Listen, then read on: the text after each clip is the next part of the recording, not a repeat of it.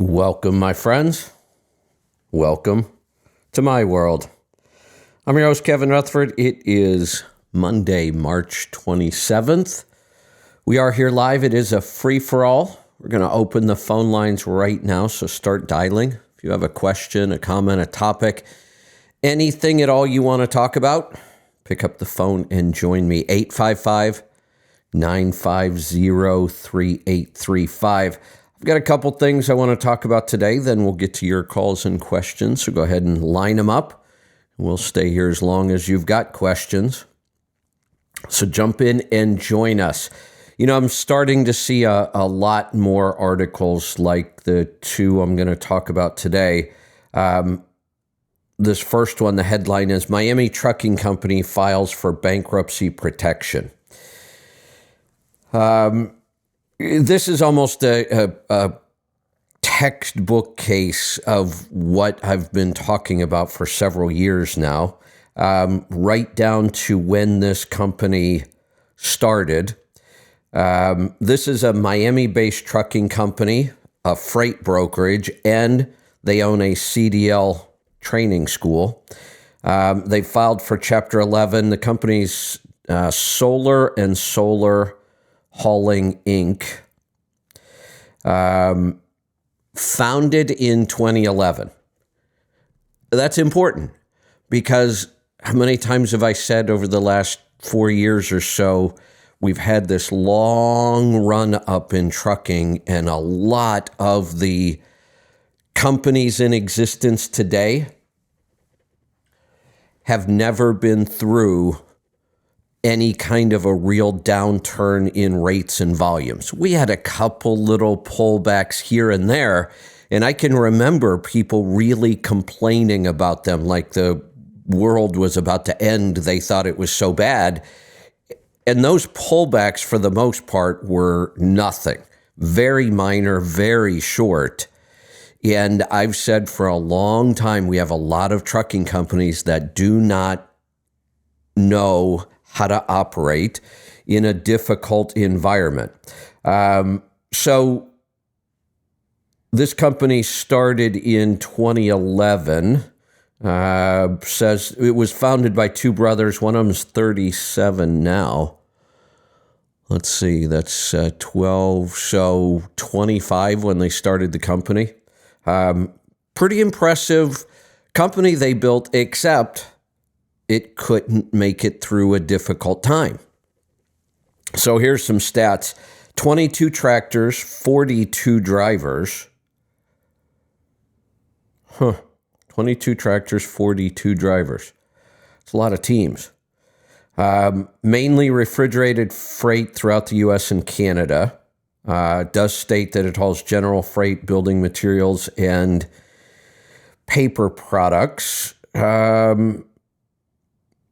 Their application cites financial hardship in the past 12 months, with the most recent months being particularly difficult.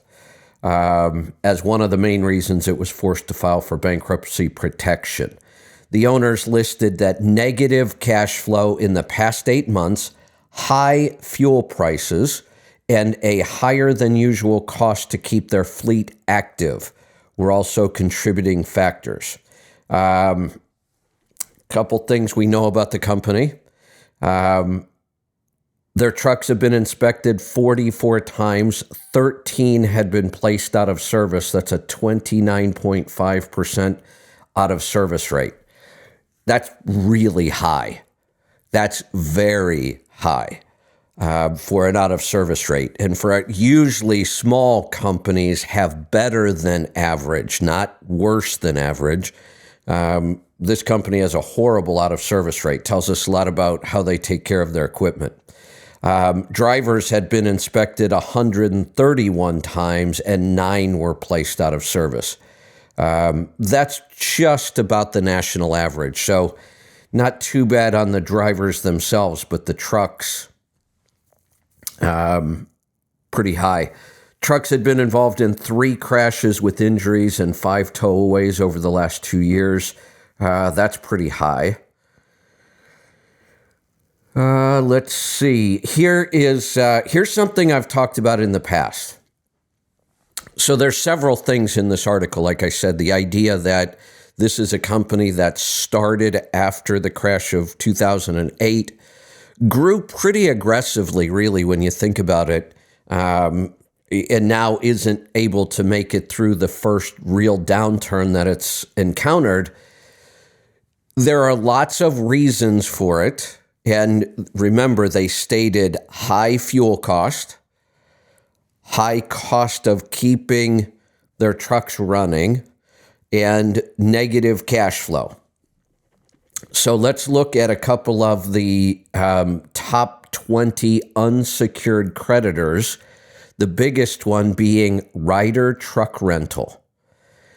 How did this even happen? They owe Ryder $4.5 million for 22 leased trucks. Wow. How did Ryder let them get that deep into them? $4.5 million, 22 leased trucks. I've had this argument with people over the years. I've said it is ignorant. It's a horrible business model for a trucking company to lease all of its trucks. And this is more of a rental agreement. I know we call it a lease, but it's Ryder. This is more of a rental agreement. They call them lease agreements, but this trucking company did not own its tractors. I didn't see much in here about trailers, but it did not own its tractors. These are all Ryder leases. This makes no sense to me. The point of being a trucking company, for the most part, now we have companies that consider themselves logistics companies and they don't own equipment. That's different than what we're looking at here. This is a trucking company. They're not really what we would consider logistics, contracting all this stuff out, but they chose not to own trucks. To me, a big part of the profit you receive as a trucking company is your ability to properly spec and maintain trucks to create a profit. When you, as a trucking company, we already have very small margins, and you can't keep giving up those margins to somebody else. And in this case, you're giving up in what I consider to be one of the biggest margins. Owning the equipment, speccing and maintaining it properly. They said they had negative cash flow. Well, yeah, you're leasing a bunch of new trucks and they couldn't control fuel cost. Yeah, because you have no control over your fuel cost when you lease those trucks. You don't spec them. You don't maintain them. You don't get to modify them. That takes away a huge chunk of your ability to generate a profit by being more efficient. And we can see that they crashed and burned pretty quickly. So they owed $4.5 million to Ryder. They owed $410,000 for a construction loan. They owed another $300,000 for a business loan. They obviously did a lot of borrowing. They owed $58,000 to the SBA for another business loan, $42,000 to the SBA for a disaster relief loan that was part of the COVID deal. From January 1st till the date that it filed bankruptcy, they had revenue of $1.7 million. In 2021, they had revenues of $10.5 million.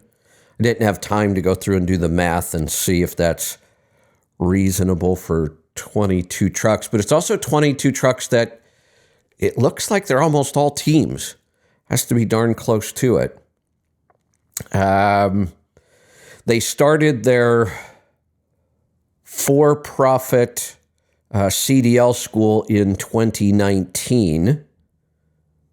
And that isn't part of the Chapter 11 proceeding, so it looks like they kept that one separate. This is a classic case of, like I said, what I've been talking about for several years now. These companies that get started into a good freight market. We've had one for a long time now. And then we hit a downturn. And we're just at the very beginning of this downturn. We haven't seen anything yet, but they're starting to drop. And think about this. When any company goes out of business, we're listing all the creditors, the people they owe money to. That hurts. This will put other businesses out of business. That's what happens in an economy like this. So it's happening. Here's another one. Trucking company owner sentenced for failure to pay more than $400,000 in payroll taxes. Married couple who owned a trucking company in Nebraska have been sentenced. They actually got some jail time. This is really unusual. Let's see. The husband got a year and a day in prison, followed by 3 years of supervised release. Plus, they also have to pay back $426,000 in taxes. The reason I talk about this article, if you have employees, the one thing I will tell you never mess with is payroll taxes. You know, there are many, many stories of the IRS ignoring people over income taxes for years. I've talked about it. I had to file 15 years worth of tax returns for one client. That was my record. 15 years. He got away with it. You will not get away with not paying payroll taxes. The IRS takes this very seriously because that's not your money. You are some of it is, but you are withholding some of that money from the employees. When you don't send that to the government for taxes, that's theft. They don't mess with this. This is jail time. So if you have employees and you are behind on your payroll taxes, you better get that straight. That is number one. Do not mess with payroll taxes. The IRS takes this issue very, very seriously, and they will crack down. All right, one other thing, and then we're going to get to the calls that are starting to come in. We are starting to release some of the products we found at the Expo West, the big trade show we were at. We've got some exciting stuff. One we're releasing today, Burroughs Family Farms. Love this company. They are the only regenerative almond farm in the world. Not just organic. This goes way beyond organic. Regenerative is the concept of a farm having very few or almost no inputs, meaning that farm can survive on its own. It generates all of its own inputs, and that makes it very regenerative. We've talked with Joel Salatin about this. Joel's farm, the only input that farm has is a little bit of supplemental chicken feed in the winter. And my guess is if they had to do without it, they probably could figure out a way. Other than that, they bring in nothing. They generate all their own fertilizers and compost. And, I've talked about we recollect seeds, and you don't need inputs if this is done properly. So a really amazing regenerative farm, which in the almond world is pretty incredible. But on top of that, the product itself, their nuts and their nut butters are just incredible. So one of the things you're going to notice with these almonds, they have flavored almonds in the bag, which are really, really good. Whoever develops their flavors knows what they're doing. Very clean tasting, very real tasting, the flavors. But the almonds are really tiny. I'm sure that has something to do with the whole regenerative part of this, but they're really tiny and they're very clean.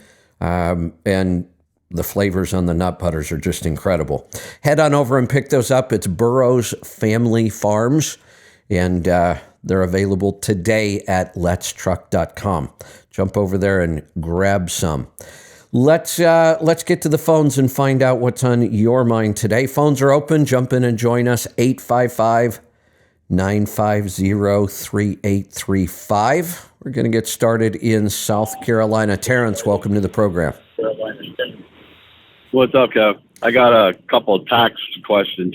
We finally we sold my mom's house in Staten Island, and I'm getting money from that. And then I just want, we never filed her taxes when she passed.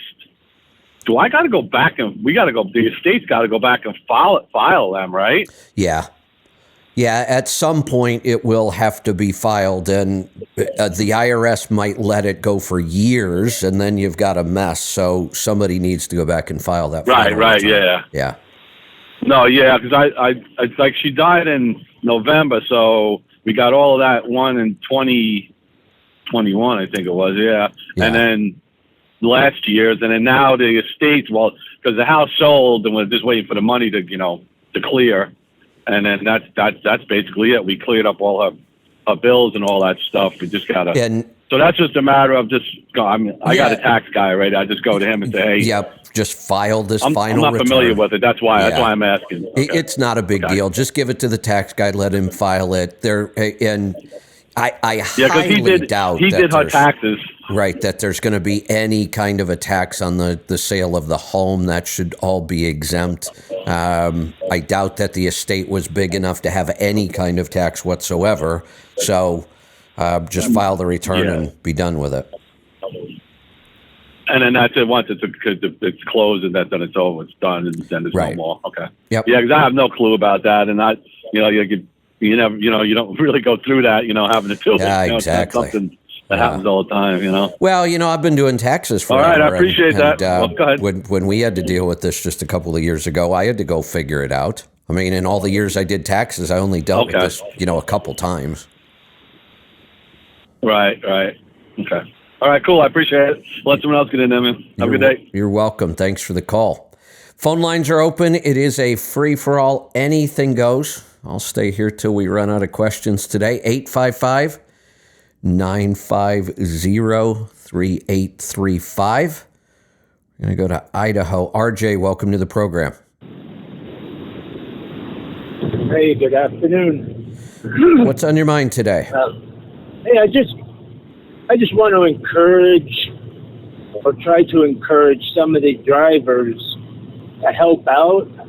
Last night I was going over Rattlesnake Pass in Utah, up by the Idaho-Utah border on it, Highway 84, and two of the same trucks, they were double reefers. I guess they were trying to pass each other. They both got about a half a mile away and spun out and clogged up the interstate.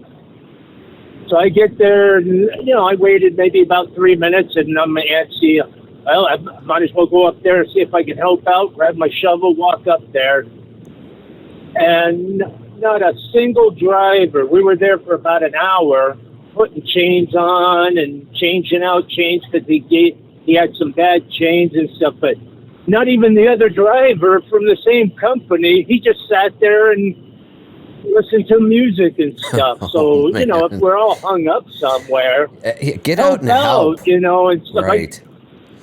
Yeah. It could have been a 10, 15-minute job with enough hands. My guess is there's a couple possibilities here. They're just lazy and they don't get it, or they're completely unprepared to get out in that kind of weather and do anything. Yeah, like this driver here, he wasn't very experienced, let's say, with throwing chains. Yeah. So that's look, complicated thing. I get it. There are drivers who have been driving for 20, 25, 30 years, never put chains on a truck. If you spend most of your time in the eastern part of the United States, there's a good chance you'll never chain up a truck. Get out to the West Coast, and it's a different story. And we're all rookies at some point. I get it, but use a little common sense. Don't wait until you're at the top of a pass in a snowstorm in miserable conditions to try to figure out your chains. You should be doing that at the beginning of every winter.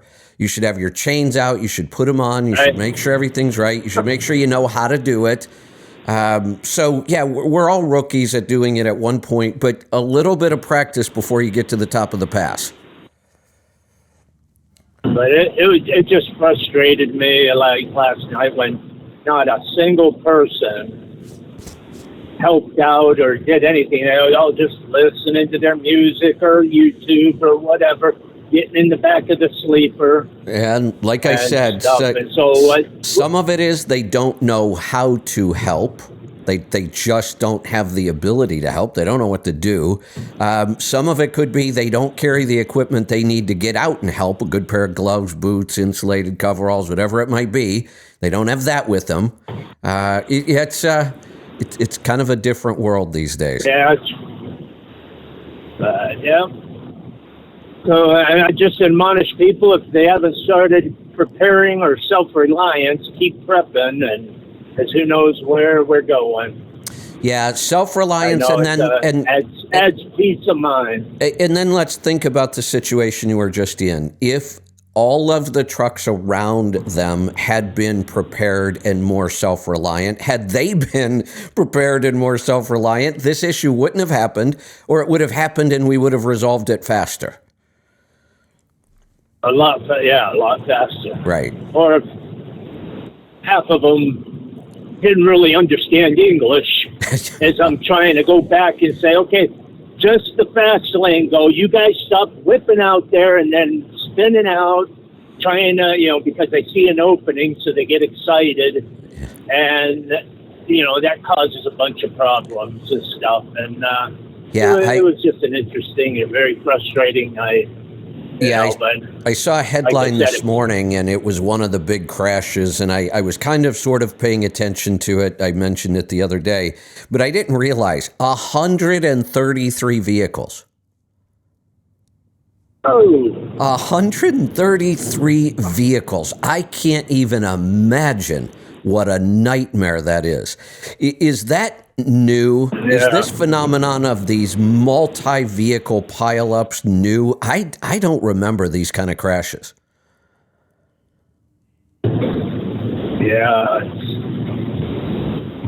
I own the highway. Everybody get out of my way, and type of attitude.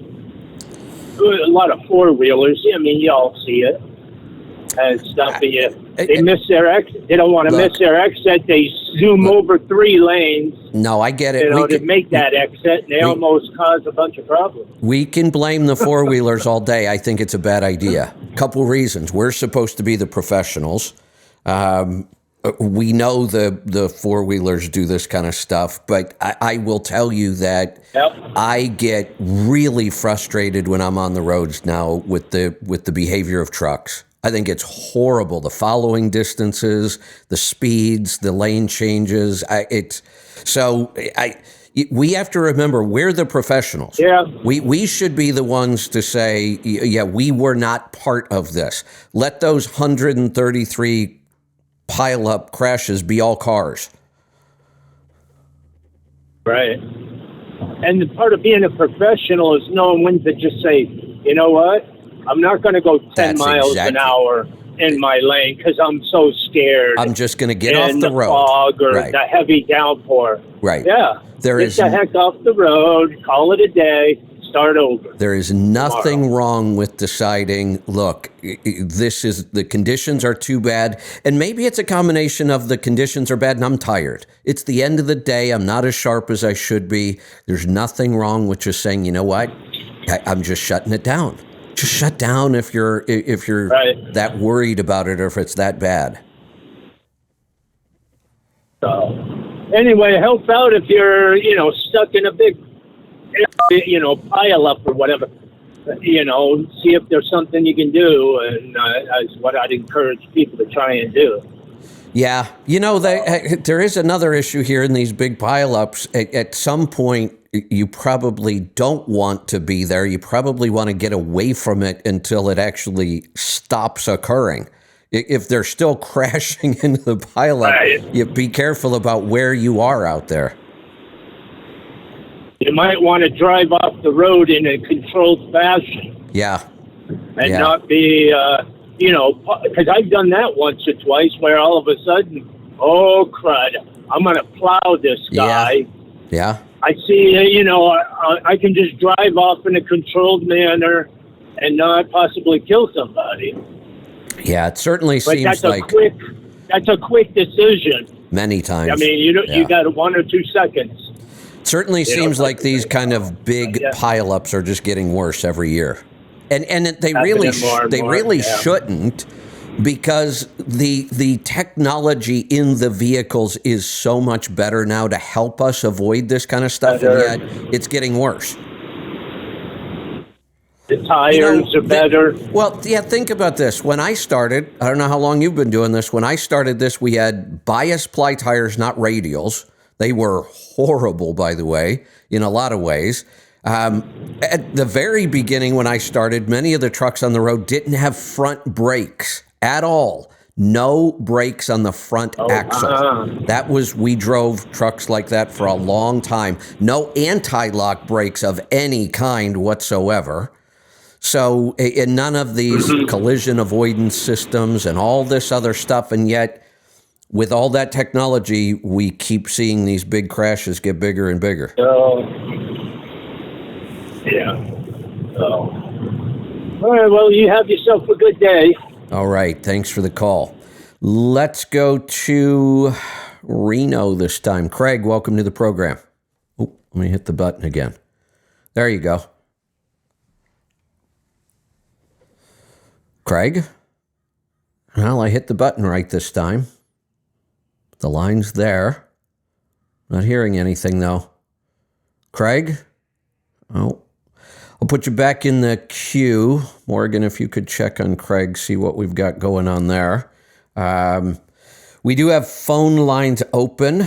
We're screening a couple right now, but if you want to jump in, 855-950-3835. Let's head off to Kentucky. John, welcome to the program. Hello, Kevin? Yeah, what's on your mind today? Hi.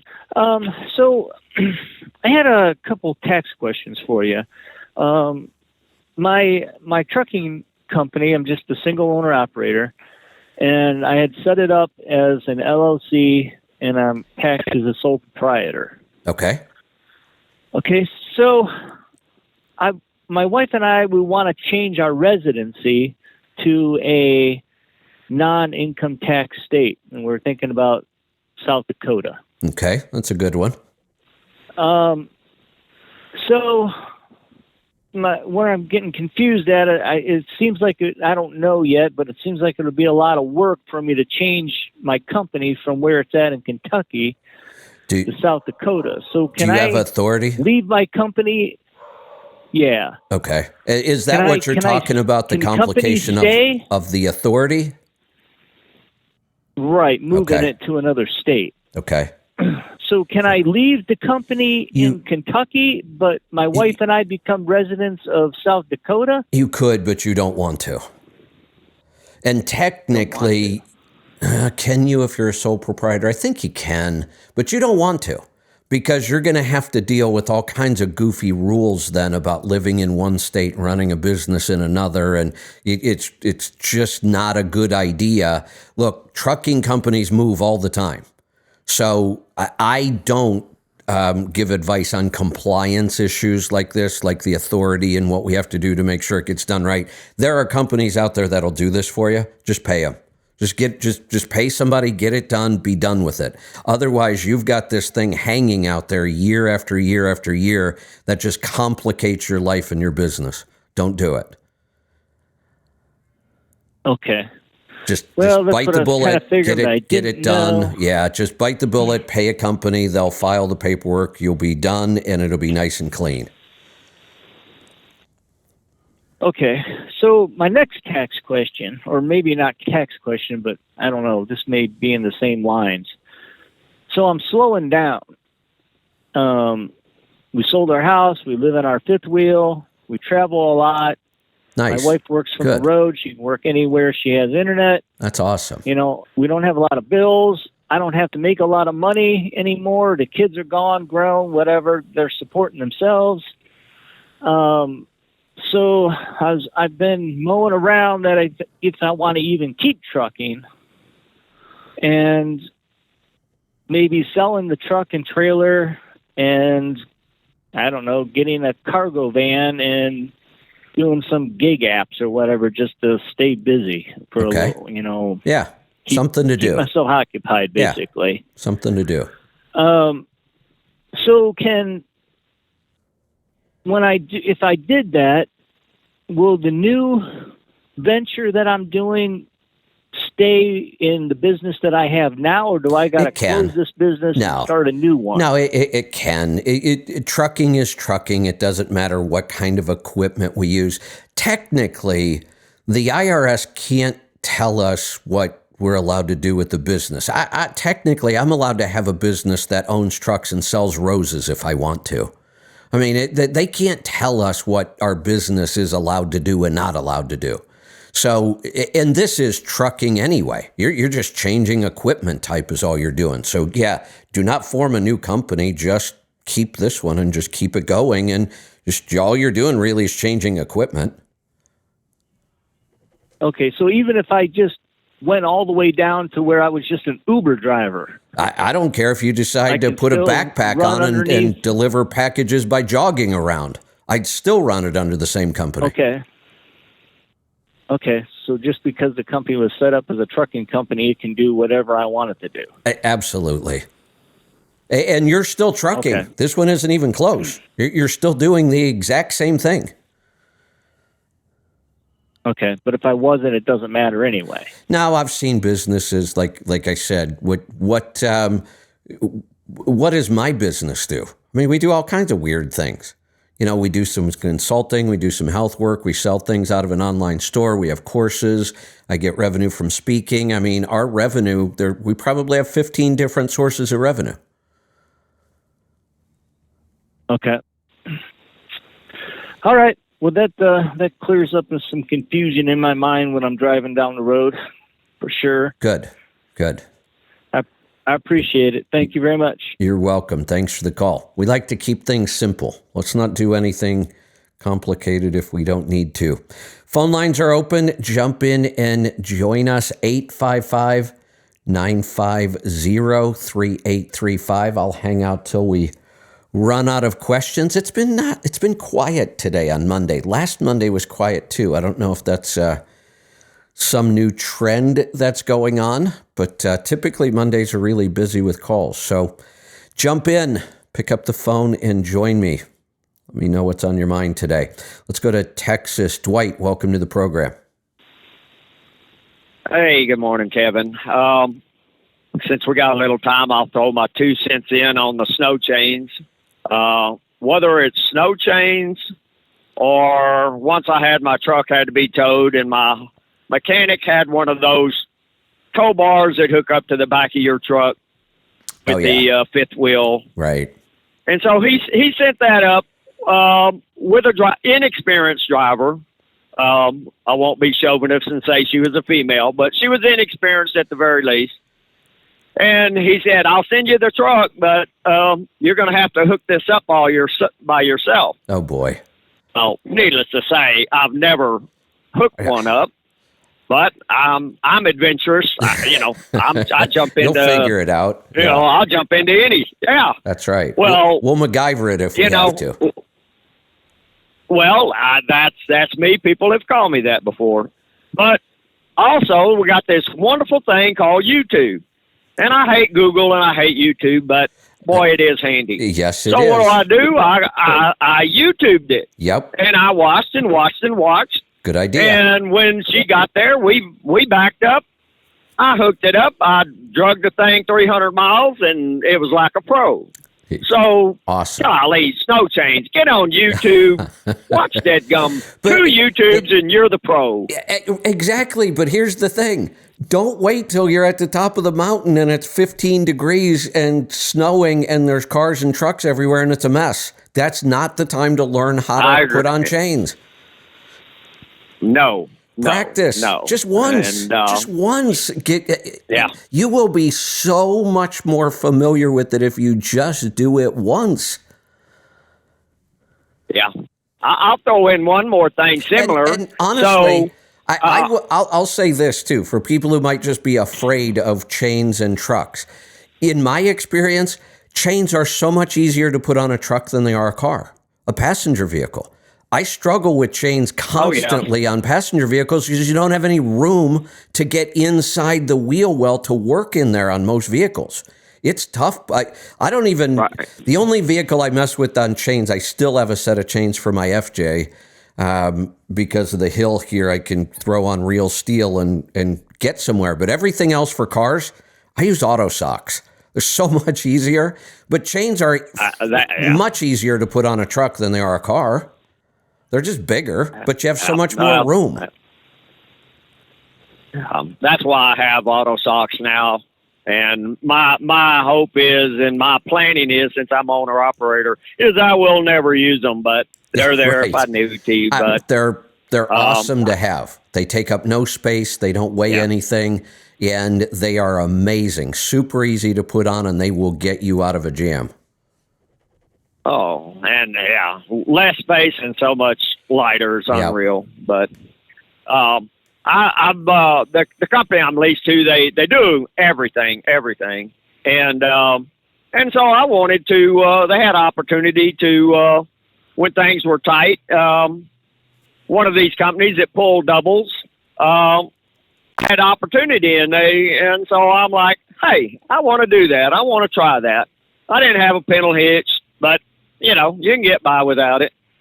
So I signed up to pull these doubles. And what do? Again, in advance, I go on YouTube, and what do I come across? I come across probably somewhere around 100-pound little old gal that is working for a company pulling doubles, and so she's doing a YouTube video showing you how to hook up your doubles. So I'm like, well, because I was feeling a little bit nervous about it.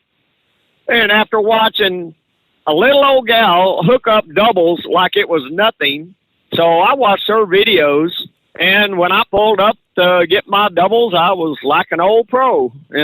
I say there was a little struggle, but so I got to tell you, my first experience with doubles was not nearly as smooth as yours. And I didn't practice. But you didn't have YouTube. I didn't have YouTube. No, this goes back a ways. We would have been talking late 80s. And I had not been driving for, let's see, this happened at Christmas. I remember that. When did I start driving that year? It was in the fall. Sometime in the fall. So I'm thinking I started maybe around September. So this is my first year driving. And I'm an owner-operator. I started as an owner-operator. And I'm doing local pickup and delivery work around Northeast Ohio, 20, 25, 30 stops a day. But I've never really been out, on a line haul run. And at the time I was young, I would take any work they gave me. I'd do trailer spots in the morning. I'd go do my regular 25 or 30 stops. I'd go do late pickups at night. They knew if there's extra work, I'll take it. So it's Christmas Eve, and I finished, my daily run, and it was a long, long day. I had done some extra work, and at the end of the day, dispatch said, hey, if you want, we have a set of trailers. No, they didn't say it that way. They said, we have a line haul run to Cincinnati for this weekend if you want it. And I said, yes, I'll take it. Now, I've never really been out on a line haul run. Not that it seems like it should be any big deal. It's just another road, and I'm going to go to Cincinnati. So I said, I'm going to go home, grab a couple hours sleep, and come back and go do it. And they said, well, you have all weekend. And I said, yeah, I know it's Christmas. I just want to get it over with, so I'm going to do it tonight. So I went home, slept a while, came back. I don't know, it's like 2 o'clock in the morning. I get to the terminal. I grab the paperwork, and I look at the paperwork, and I'm like, wait a minute, there's 2 trailer numbers on here. I wonder which one's mine. And then it dawns on me, oh no, they're both mine. I have no idea how to hook up doubles. I've never been shown. I have no clue. And our dock kind of sat up on a rise. So you had to back uphill to get to this dock. And my back trailer is still at the dock. My front trailer's out in the yard. My back trailer's still at the dock. I don't have a pintle hook on my tractor, so I can't back up the dolly. And there's no way you're pushing one of these dollies through gravel up a hill. No. It ain't happening. No. So now you got to put the dolly on your back trailer and try to get it close enough and lined up to the rear trailer. That was the first struggle I had. Had I had a pintle hook, that would have been 2 minutes and I would have been done. It was probably 30 minutes of me driving around in circles and trying to back this thing up this hill. So that was a struggle. Then I'm trying to figure out the airlines and the valves and what am I supposed to do? And I don't even remember how I did it. But I'm standing between the trailers messing around with the hoses and the valves, and whatever I did released the brakes. I'm not even sure how I did it. The damn thing started rolling down the hill and I'm in between them. So that was another fiasco. no. Luckily, there was nothing out in front of it and it stopped before it hit anything. But that was my first experience with doubles. And then I'm driving down the road for the first hour thinking, I really hope my back trailer doesn't come off. Yeah, that was trial by fire. Yeah. They and did they give you the weights? I mean, did No. you even know what it weighed? Where to put your trailer? Yeah, actually, I did. That was at that was Spartan when I did that, and we did know the weights. Now, once I went to FedEx RPS in the beginning, we never knew our weights. We only knew a percentage. They didn't know the weight, so they couldn't give it to us.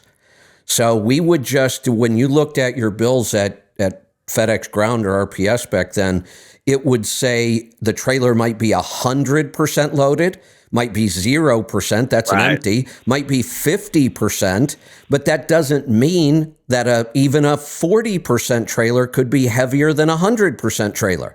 So you didn't know it most of the time until you hooked them up and started going down the road. And there were a couple times where it was bad enough that I stopped and switched them around. Yeah. It'll eat your lunch, but they give you the weights now, so it's not a guess. And I pulled FedEx, and they give you a percentage, which I did know what the trailer weighed, but that was a single trailer, but they still do the percentage. On the FedEx. But man, it's just crazy. Well, hey,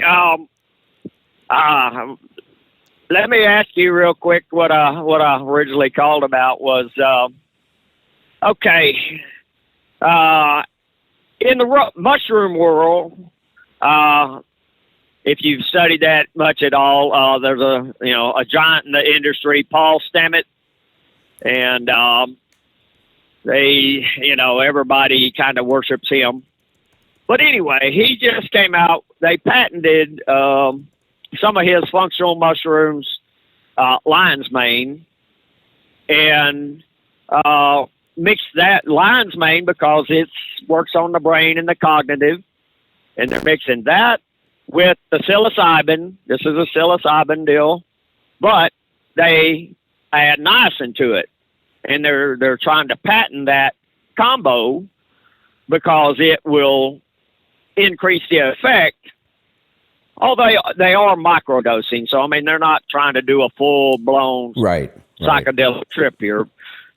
So, but anyway, so I picked up on this idea of niacin, and I'm familiar with it because I've taken products before, and it'll turn you red and tingly, and sometimes more or less.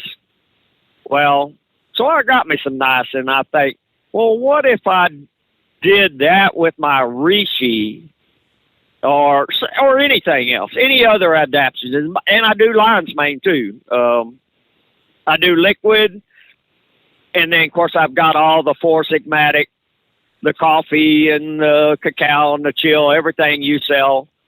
And so I'm thinking, what if I took this niacin and it gives me that giant flush? Do you think it will magnify and help all these other things? I know nothing about this. I've never seen that concept. I have a feeling the niacin has more to do with the psilocybin than it does the other functional mushrooms. And they can't be selling this stuff, are they? No. No, this is no, only. I just picked up. No. So there are a couple states now. I live in one, Oregon, that is allowing. Yes, you do. Practitioners, Number one. right?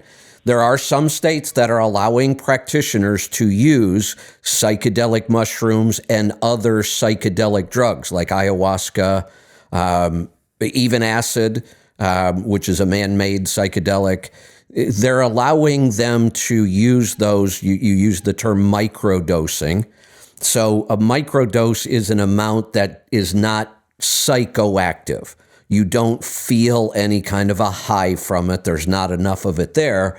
But there's this belief that microdosing some of these things can help certain conditions. We're still in the very, very early stages of this. And I believe that the niacin is probably part of that, not just part. Just based on what I know, I'd have to go do more research, but I would not be adding a bunch of niacin to try to make the mushrooms work better. Well. One of the down. Okay. Do you know what niacin has been used for a long time? Oh, well, probably to help the athletes. No, there's a very specific use of niacin. It's to lower cholesterol. Oh, wow. Yeah, I don't want to lower cholesterol. Okay. That's a bad idea. Because I want good balanced cholesterol, and if my number's high, I want it to be high. So niacin is a pretty powerful. It's kind of an interesting compound. I wouldn't be messing with it, I don't think.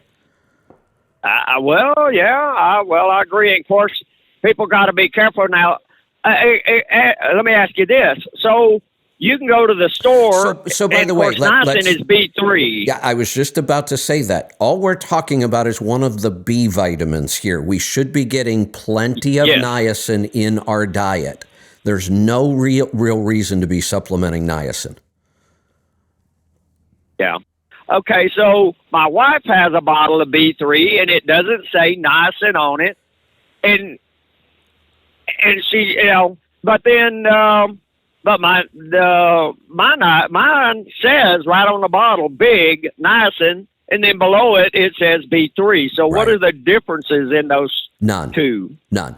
They just chose not to put it on there. Okay. All of when we give names to vitamins like A, B, C, D, when we give them an initial like that, that's still just that nutrient. That's all that is. So, and it has a chemical name as well. So, we just refer to it as B6, but B6 has a chemical name. B3 has a chemical name. And then they have the Latin name. So it's really confusing. But niacin is niacin, whether they say it's B3 or not. Okay. Now, is it, obviously, then it's not an essential. It's not considered an essential. We need B3, but we can get plenty of it from our diet. It's not a hard nutrient to get at all. And we don't need a lot of it. Well, this is 500 milligrams, and I will say I got curious, and I already knew what it was going to do, but it turned me into a red lobster. Yeah, it's pretty potent. Oh boy. Yeah, that's one of the biggest and side effects from the people who take it to lower cholesterol is what they call the niacin flush. And I would say if somebody got curious like I did and got some and whatever, it says one capsule, and I can tell you better not take two, or you. Yeah. Man. I'm all for biohacking. I try it, see what happens. But for me, and like I said, I don't know. I'm not aware of this. Why they would be adding it to this psilocybin thing they're doing. But my guess is it has more to do with the psilocybin than it does the other functional mushrooms. Well, they wanted to boost everything, the lion's mane and that. And if you're curious, you can just look up, they call it the Stammet stack. So here's something interesting. We're talking about mushrooms here. Mushrooms are one of the foods that are highest in niacin. I'm not sure why we would need to add to that. That may be one of the top foods as far as supplying niacin are certain species of mushrooms. Wow. And while we're talking about mushrooms are also the only other non-animal source of vitamin D. So we can get a lot of vitamin D from the mushrooms if they have been exposed to either LED or fluorescent or the sun. They do still need to get the sun.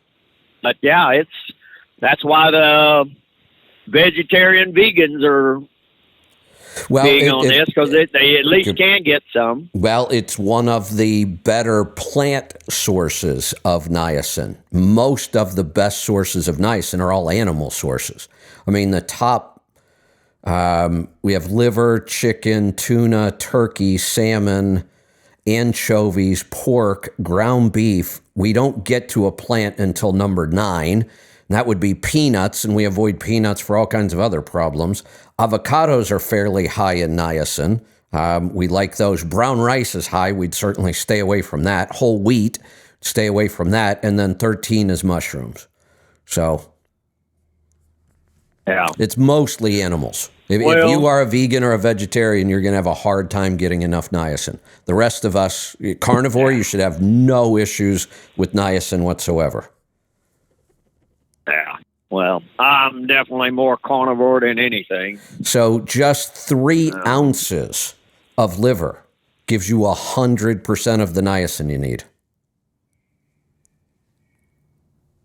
Yeah.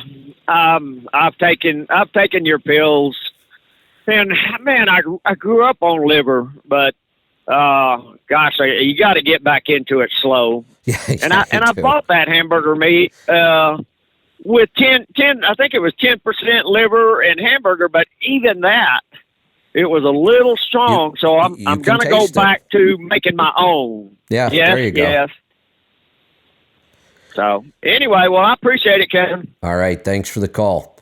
Calls are flying in now. They're piling up on me. Let's get to them. Let's go to Texas. Jason, welcome to the program. Yeah, hey, Kevin. I've been trying to kind of get prepared as best I can for the downturn, trying to cut expenses. And I sold off a bunch of equipment that I'd just kind of been having around that wasn't really getting used. And Good. Just trying to get everything kind of in line. I've called you a few times trying to figure out what to do with this truck. A couple years back, my operation was a more like a heavy haul oil field kind of a deal. So okay. The truck I've been driving around in the last couple of years is, it was a 4-axle truck. I took the 4th axle off, so the frame is real long. It's a classic because all the highway trucks fell apart in the oil field. And, I know you've been saying to hold off on buying equipment, but man, the fuel economy on this thing is just hurting my feelings. Okay. And I've been trying to ride it out because the market's been so bad. I didn't know if you'd advise just still trying to wait it out, or if I should be looking at possibly. What's the fuel economy on this truck right now? So I had been running the Southeast last summer, and I had been getting about 6.25 on average. Okay.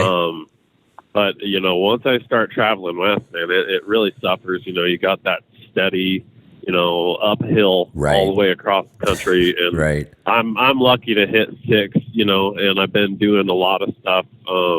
I'm from Cheyenne, Wyoming, and I'd like to get some more freight, kind of closer to home, but the fuel economy really suffers there, around So the house. So if you were to go buy a truck, used, new, whatever you're looking at, what would be your goal? What do you think is reasonable that you could get for fuel economy in your operation?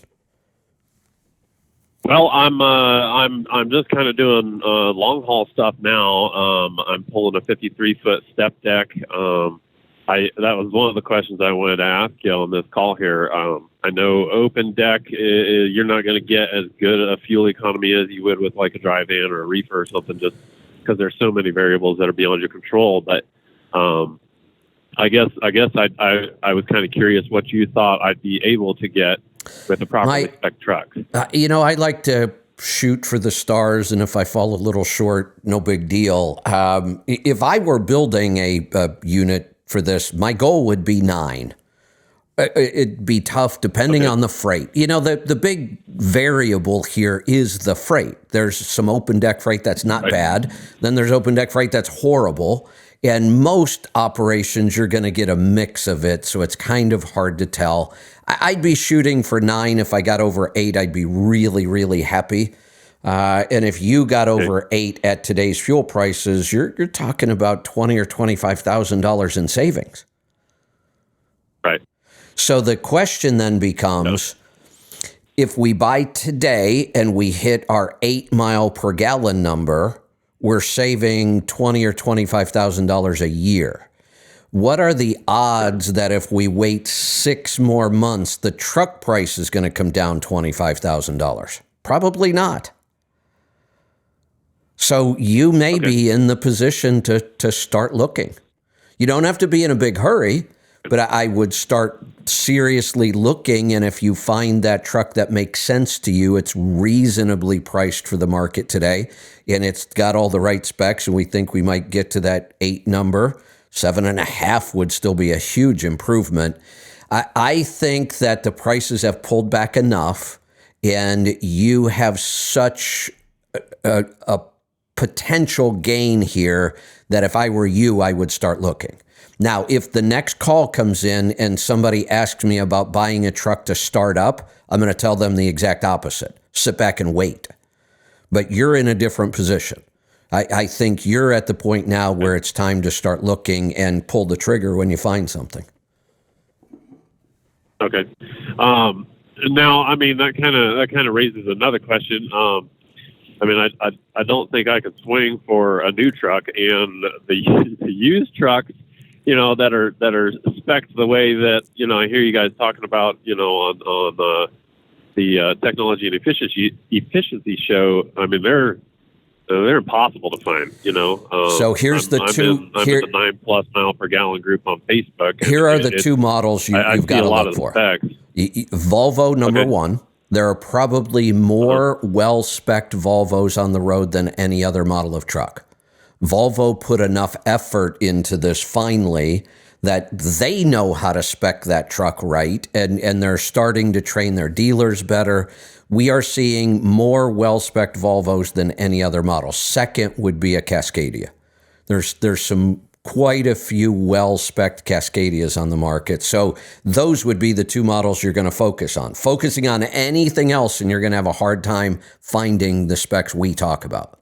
And honestly, you don't want the specs we talk about in a Cummins. They just won't work.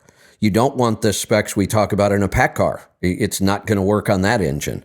The new International engine that's coming out, it may work for those, but a lot of times you're not going to see those specs because it won't work on that particular engine. You can't run these kind of down speed numbers we're talking about on an X15. Just won't work. Okay. Now, on Freightliner, those are the 2 that I had been looking at. I've kind of been keeping an eye on the prices myself over the last several months, and Good. Those are the 2 I'm looking at. But the thing that scares me on the Freightliner is that one box. I mean, I don't know a whole lot about it, but it kind of sounds like it's a non-service. It's an issue. Here's kind of the way we look at this. The one box replacement on that Freightliner has kind of taken the place of the in-frames that we don't really do much anymore. But you could also look at the Volvo and say the Volvo doesn't have that issue. And that is a cost factor. When we look at vehicles, we look at total cost of ownership, and this is an issue. You have to look at that one box as a very common replacement. Now, If the truck is spec'd right, driven right, and we use the catalyst, I wouldn't worry as much. That one box is going to last longer. At some point, we're still going to replace it. It's going to be expensive. The biggest concern I have more than anything is, are they available? So if I owned one of these trucks, I'd be making sure I had access to one long before I needed it. But it wouldn't be, it's not a deciding factor for me. I'm not going to say, well, I'd never own a Freightliner because of that one box issue. It's just one more thing I've got to factor in the cost of. Jason? Oh, nobody there. Jason, I'm going to cut you loose, and I'll try another line, see if it's me or not. Tom in Illinois. Oh, I hear you there. Go ahead. Yeah, here I am. It's me.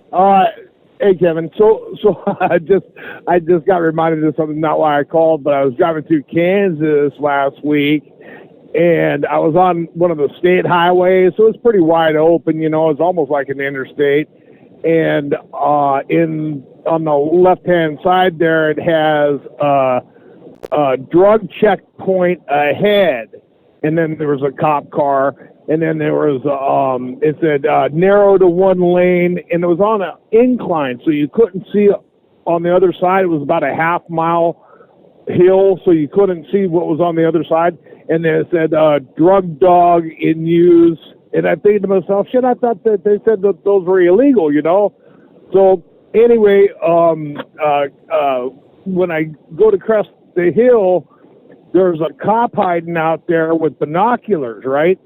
And so I crested the hill, and there was just a couple cops on the other side in the middle, median, but no checkpoint, no dogs, no nothing. Hey, these Kansas cops got pretty smart, you know.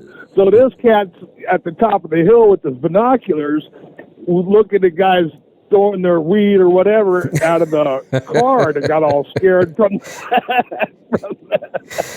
the drug checkpoint, narrow to one lane, you know, be prepared to stop, you know, it was pretty well set up, you know. I slowed down and everything, thinking, oh shit, you know. Oh, anyway, that just tickled me. I thought, well, that's a pretty clever sheriff's department right there, you know.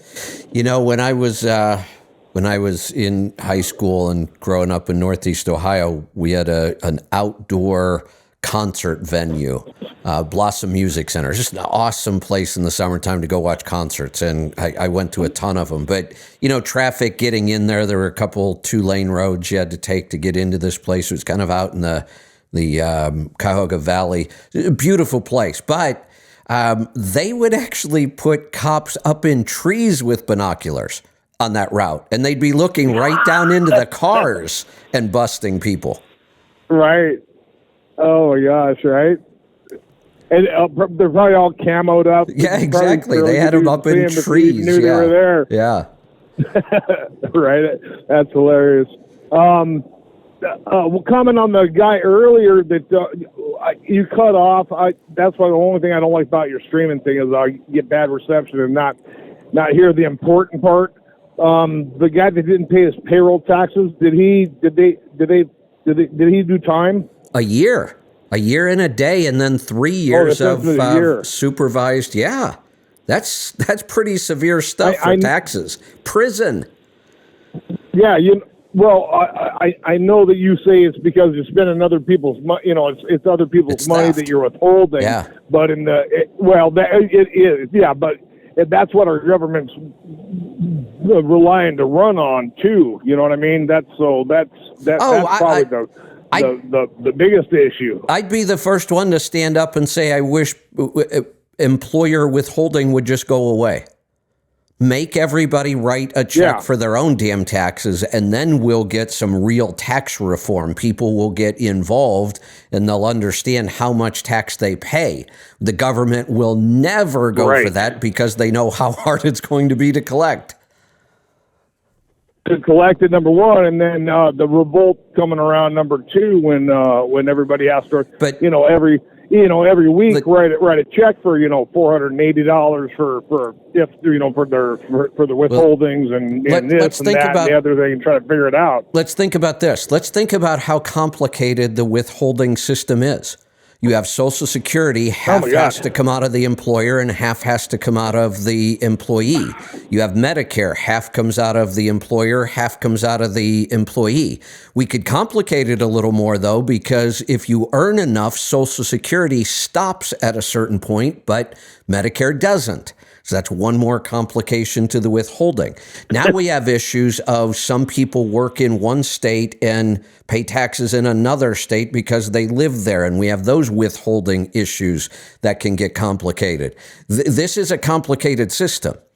And like I said, if you get caught up in this as an employer, there can be some severe penalties, including jail time. We could eliminate this system with the stroke of a pen. With the fair tax, there is no withholding. This whole system just disappears. Yeah, I would love it. It'll never happen. It's that sort of you're asked. It's sort of like a term limits.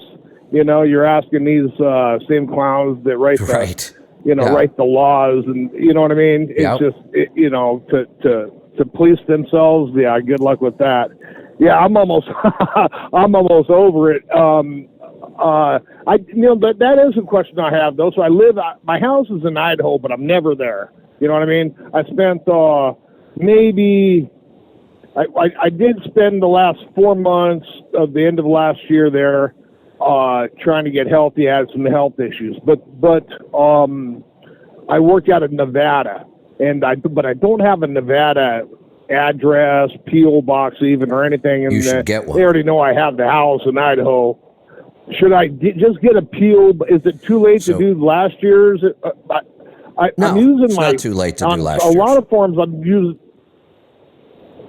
I would just do it. I'm using my work address. Yeah, I would. I'm just using my work address. I would go establish an address. I'm never there. Go establish an address in Nevada, but for last year, I would just use whatever address you have. I would file it as Nevada. So here's the thing. This is one of those weird issues. Is it possible to own 10 homes in 10 different states? Sure. Yeah, there's nothing that would stop you from doing it. You could certainly do that. At that point, there has to be a set of rules that help us determine what our tax home is. And there are a set of rules, and they're somewhat complicated. But what I tell people, just establish an address in a non-tax state and file it, and fight it later if you have to. This is not one of those things that I see questioned in audits hardly ever. Okay, yeah, that's what I'll do then. I'll just use the work address because I live in the truck. I mean, literally, last year except for last year, the 4 years previous to that, 300. I was at home like 4 or 5 days. It was ridiculous. Right. Okay, and then the last thing changed. So when you have a twin screw. Okay, and I'm driving a Freightliner, new Cascade. That Evolution, that guy that was just called, he might want to look up that. The Evolution was geared a little differently, and I think they tried to help out with fuel economy. But on the twin screw, I can lock my axles, right? So where do you put the chain? I always just put the chains on the front tires, unless you're in Oregon and have to chain up, then you have to throw a drag chain on the trailer.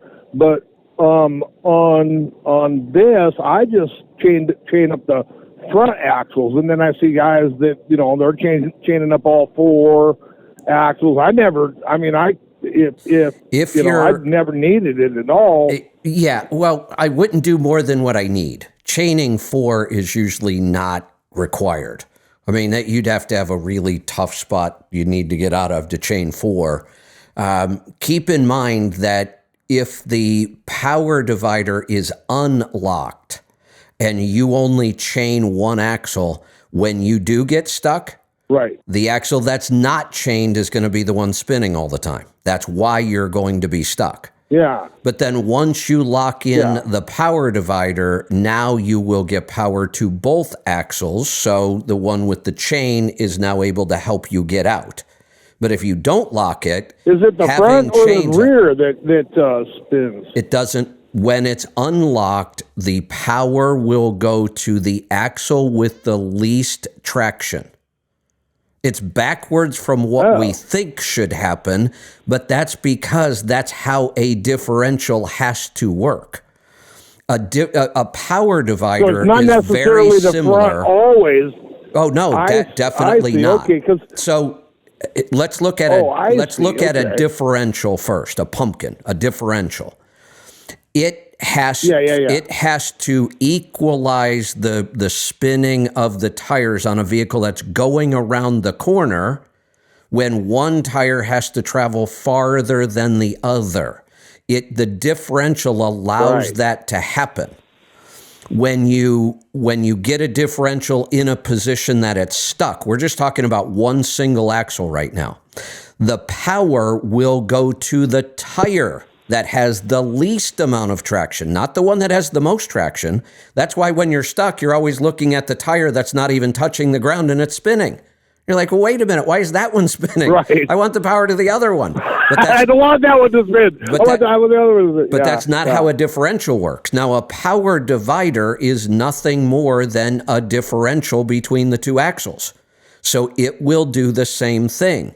It will send the power to the axle that has the least traction. Then that axle will send the power to the tire that has the least traction. Gotcha. So it doesn't matter if you chain up the rear rear drive tires or the front drive tires. It doesn't matter. And then once you lock in the power divider, then you're fine.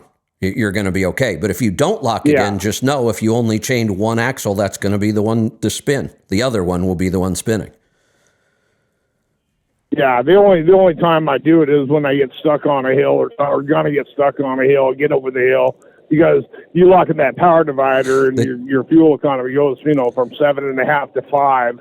When I first brought this topic up way back when I was first on the air, and I got a call one day and we were talking about this and everybody was confused and we were arguing about how all this worked. And I said, wait a minute. Somebody has to know the right answer to this stuff. And at the time, I was working a lot with Freightliner back then.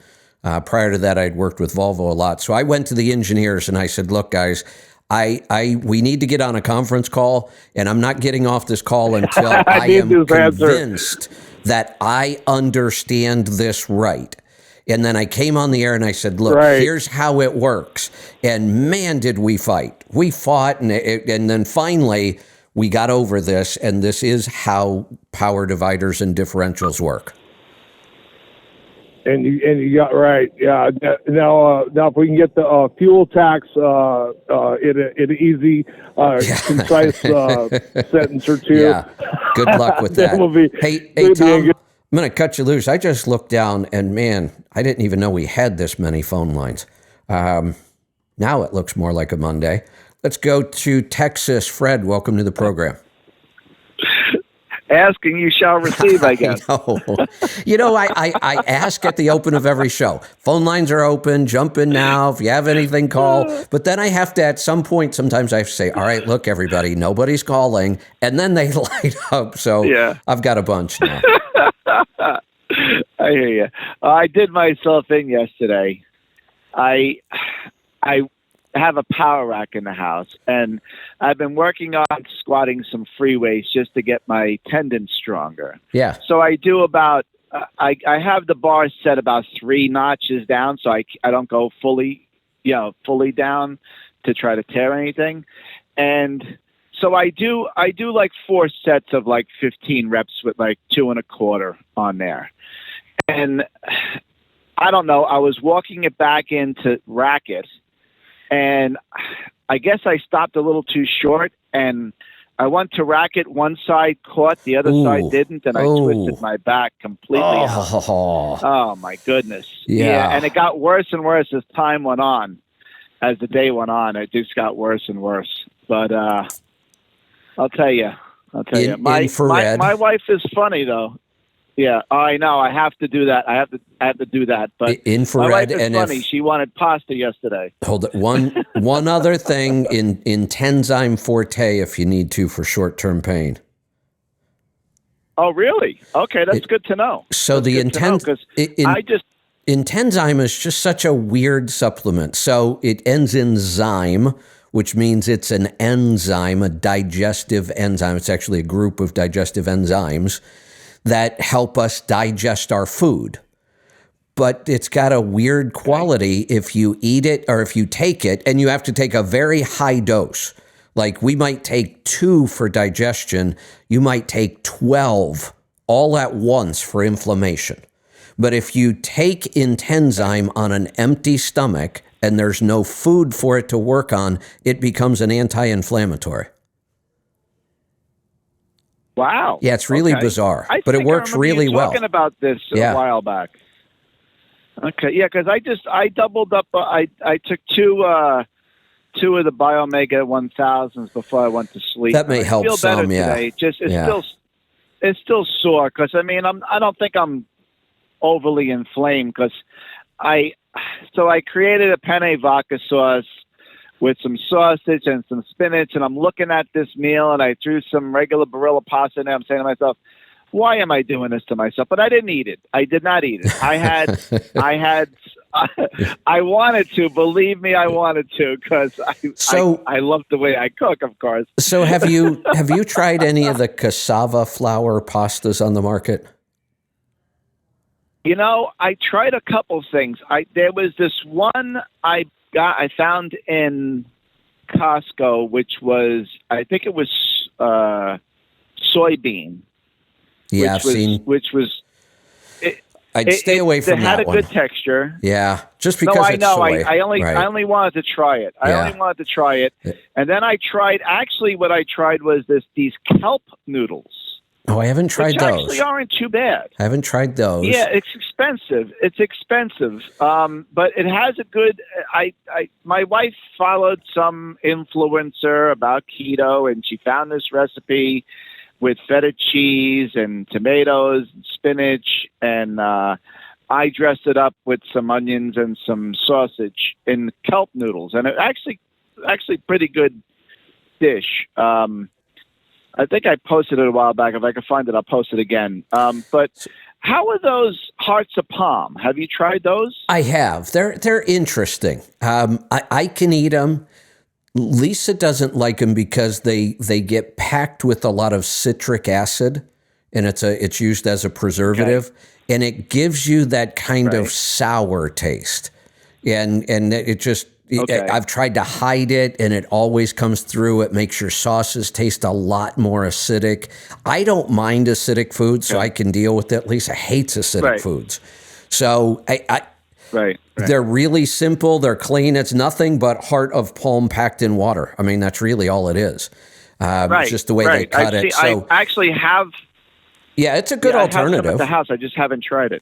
Lisa just isn't fond of that one. Cassava is pretty interesting. So there are a couple. Jovial is the brand that I've been using.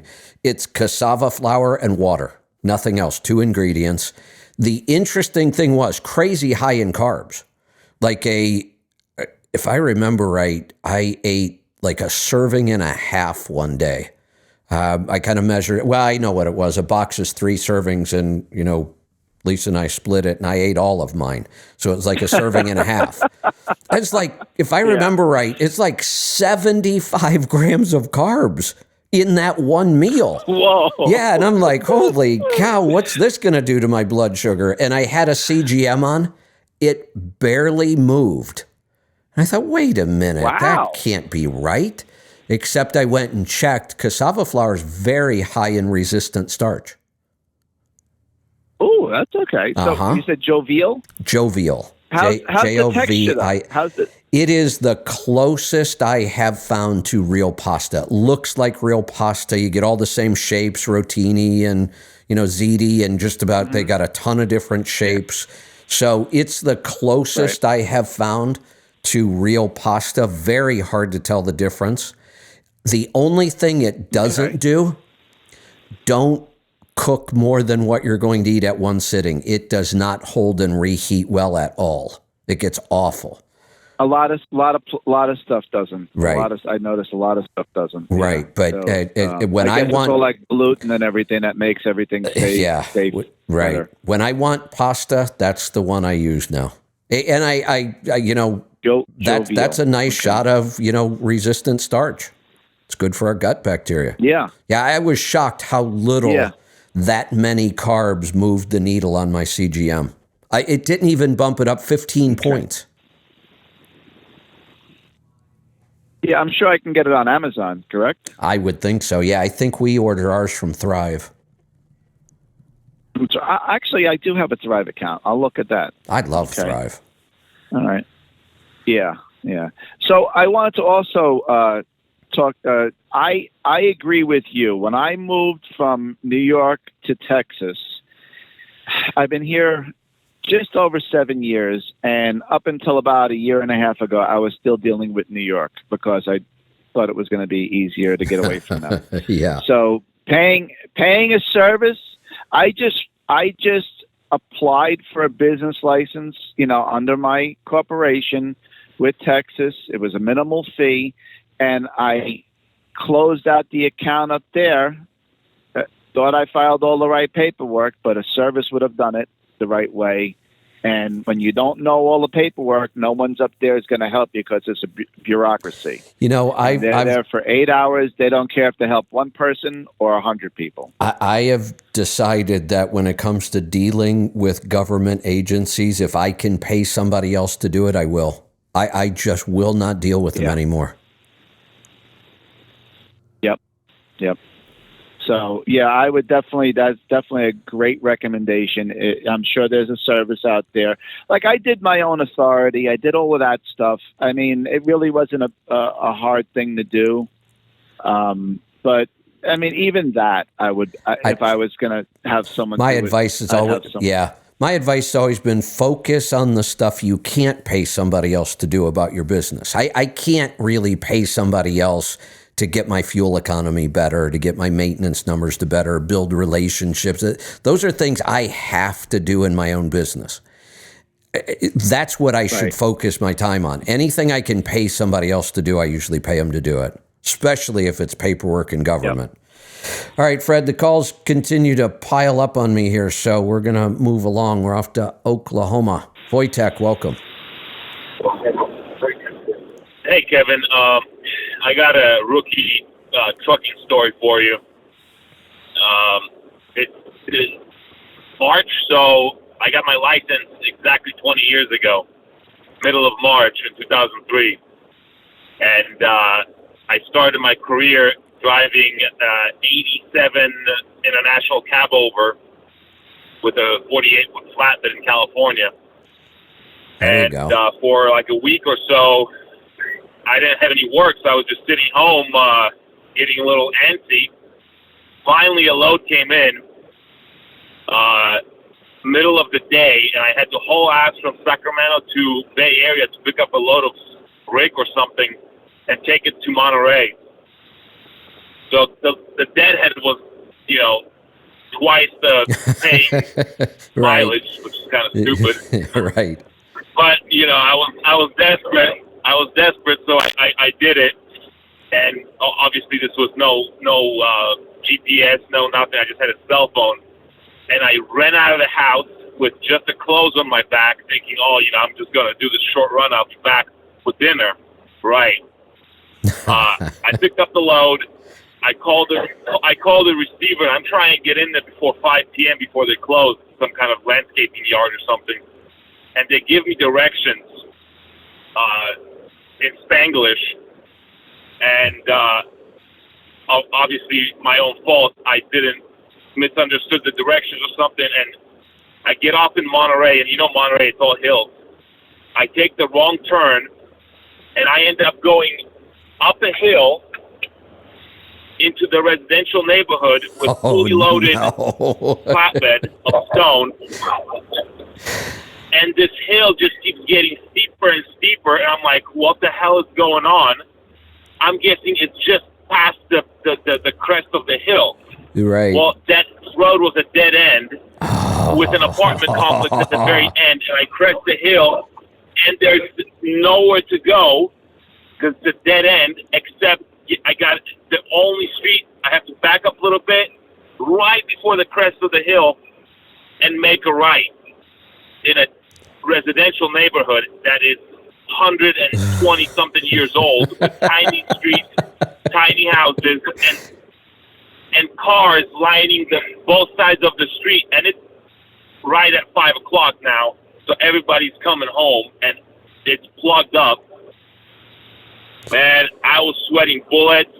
I barely made that turn, and I had literally inches to spare between the cars on each side of the street to get my truck. All the people started coming out, seeing what the hell's going on. It was definitely a nerve-wracking experience. I finally ended up getting to where I was supposed to be, and they're closed. So I get to sleep in the truck with nothing in it. Not even a sleeping bag, nothing. No, not even a cell phone charger. So I had to be very stingy with my cell phone usage. Yeah. Yeah, that was my first first load. You always remember those. I thought I was gonna. Yeah, I thought I was definitely gonna rip up some cars and rip up telephone poles, and I had to, every 2 feet I moved that truck, making those maneuvers. I had to get out, make sure I'm not hitting anything. Well, what a pain in the ass. So I have a similar story. I'll just give the real quick edition of it. Early on, and I was running a lot of freight over in Pittsburgh. So I ran out of Cleveland, but I did a lot of P&D work over in the Pittsburgh area. I might have 6 or 7 stops in Pittsburgh, and then, grab something and head back to Cleveland or Northeast Ohio. And this was my first year, still really young. And I remember, I said I was going to tell the short version. I'm already adding to it. It was one of the first times my oldest brother, who got me started in the industry, and my dad, who was a big part of it, we all met out at the Travel Plaza on the Ohio Turnpike heading out to Pittsburgh. All 3 of us were going east that morning. So it kind of the first time I ever got to kind of hang out with my dad and my brother in the truck stop and have breakfast, and it was kind of cool. And while we're sitting in there, it just starts snowing like mad, like you couldn't see. Big giant flakes. It was like a whiteout. And I'm thinking, oh boy, Pittsburgh is going to be fun today. Well, you know what Pittsburgh's like with hills and small roads and bridges, and Pittsburgh is a nightmare to drive around. So I'm trying to get off all these stops in Pittsburgh, and the road just keeps getting worse and worse. And I need to make a left turn, and this is before GPS. We're still using paper maps and written directions, and I missed the left turn. And the place I need to deliver is like a couple 100 yards down this road. I'm that close. But I try to back up, and I can't. I get stuck in the snow trying to back up. And I'm sitting there thinking, okay, what am I going to do? This is heading into kind of a residential area. I don't know what's up there, but it doesn't look good. Luckily, I had a little local map, and I actually got it out, and I'm like, oh, if I go up to the next street and make a left, it's just a short little street. You make a left, then the road turns left, and it comes back right to where I need to be. I'm like, oh, well, that's perfect. So I go up there and I start to make the left, and as you're making the left, it goes downhill, and then it makes another hard left, and on the right side of you is a cliff. Like if you fall off this cliff, they're probably never going to find me. And on the left side of this hard left turn is a berm, and it's somebody's yard. And I start going around this corner, and I've got my tractor over the right as far as I can go. I'm about ready to fall off the cliff, and I'm dragging my trailer over this berm in somebody's yard. And I get out and look, and the snow's packed, so I'm not tearing up their yard. But now the trailer starts to lean because the trailer tires are going up on this berm, and I'm thinking the whole thing's just going to roll off the cliff. It took me like a half hour to get around that corner because I kept getting out and walking around and looking. And Yeah, it was pretty nerve-wracking. I was just about to walk away and just leave it there.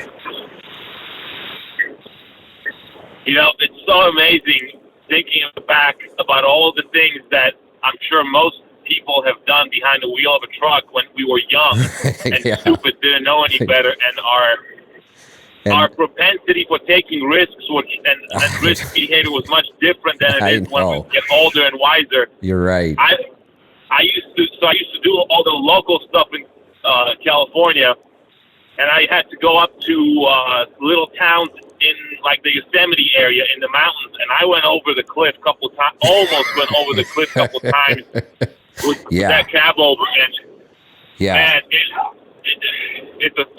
that's a story for another day.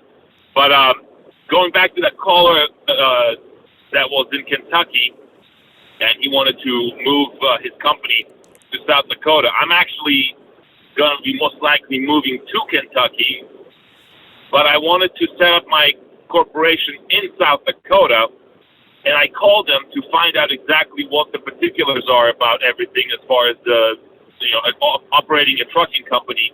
And what the lady told me is that if I'm a resident of another state and I want to have a corporation in South Dakota, a trucking company, I have to have and have vehicles registered there. I have to have a physical office in South Dakota with an employee that lives in South Dakota and I have to have timesheets proving that that employee physically works out of that location where the company is registered and conducts daily business. So that's kind of, for me, that's a deal breaker. But if I'm a resident of South Dakota and I have a residency in South Dakota and my company is in South Dakota, then it's all good. So I'm thinking I'm just going to buy some $20,000, $30,000 piece of land in the middle Correct. of nowhere, Yep. and set up everything at that address and call it a day. So that's kind of why I said it's just not worth all the hassle of trying to deal with two different states. A lot of this stuff never, ever gets enforced, but you have to know that it's a possibility. It's out there. There are times where you can hire what's called a registered agent. You can actually contract with a company to become your employee in that state. And they don't charge that much. So there are companies out there that's one way of getting around some of these things. I'm telling people, though, if you're this small, just have a physical location in that state, really. Don't try to deal with two states. Right. Yeah, exactly. And there are lawyers, there's attorneys that will act as, they'll do all the paperwork for you, and you get to use their address to have a virtual office. And it's actually something to look for when you're trying to deal with brokers that are kind of new. And I always look up their address and see where they're located, if it's a house or if it's an office. And if you look up an address and the address comes up in some downtown high-rise in some big city, and you do a quick background check, and it's an office where there's 1,500 different companies registered, and it's a law office, you know that, and it's a Google number or something, you know that the scam just waiting to happen with a brand new broker that's triple brokering freight, and you'll never see him, once the load is delivered. So good point. That's something to look for too. You're right. All right. We're going to move along. Calls are busy now. Let's go to Michigan. Jeremy, welcome to the program. Hello, Kevin. Quick background. My wife and I have been on keto, or doing keto, since 2015. Okay. When you announced it at your last CMC in Kansas City. I remember. Yeah. Right. Well, fast forward. My wife is now about 13 weeks pregnant. Oh, congratulations. Thank you. It's her first pregnancy. That's exciting. Very little information out there about being keto and pregnant. I can help you with that. So I can help you with that. So cool, because we have a lot of questions about supplements.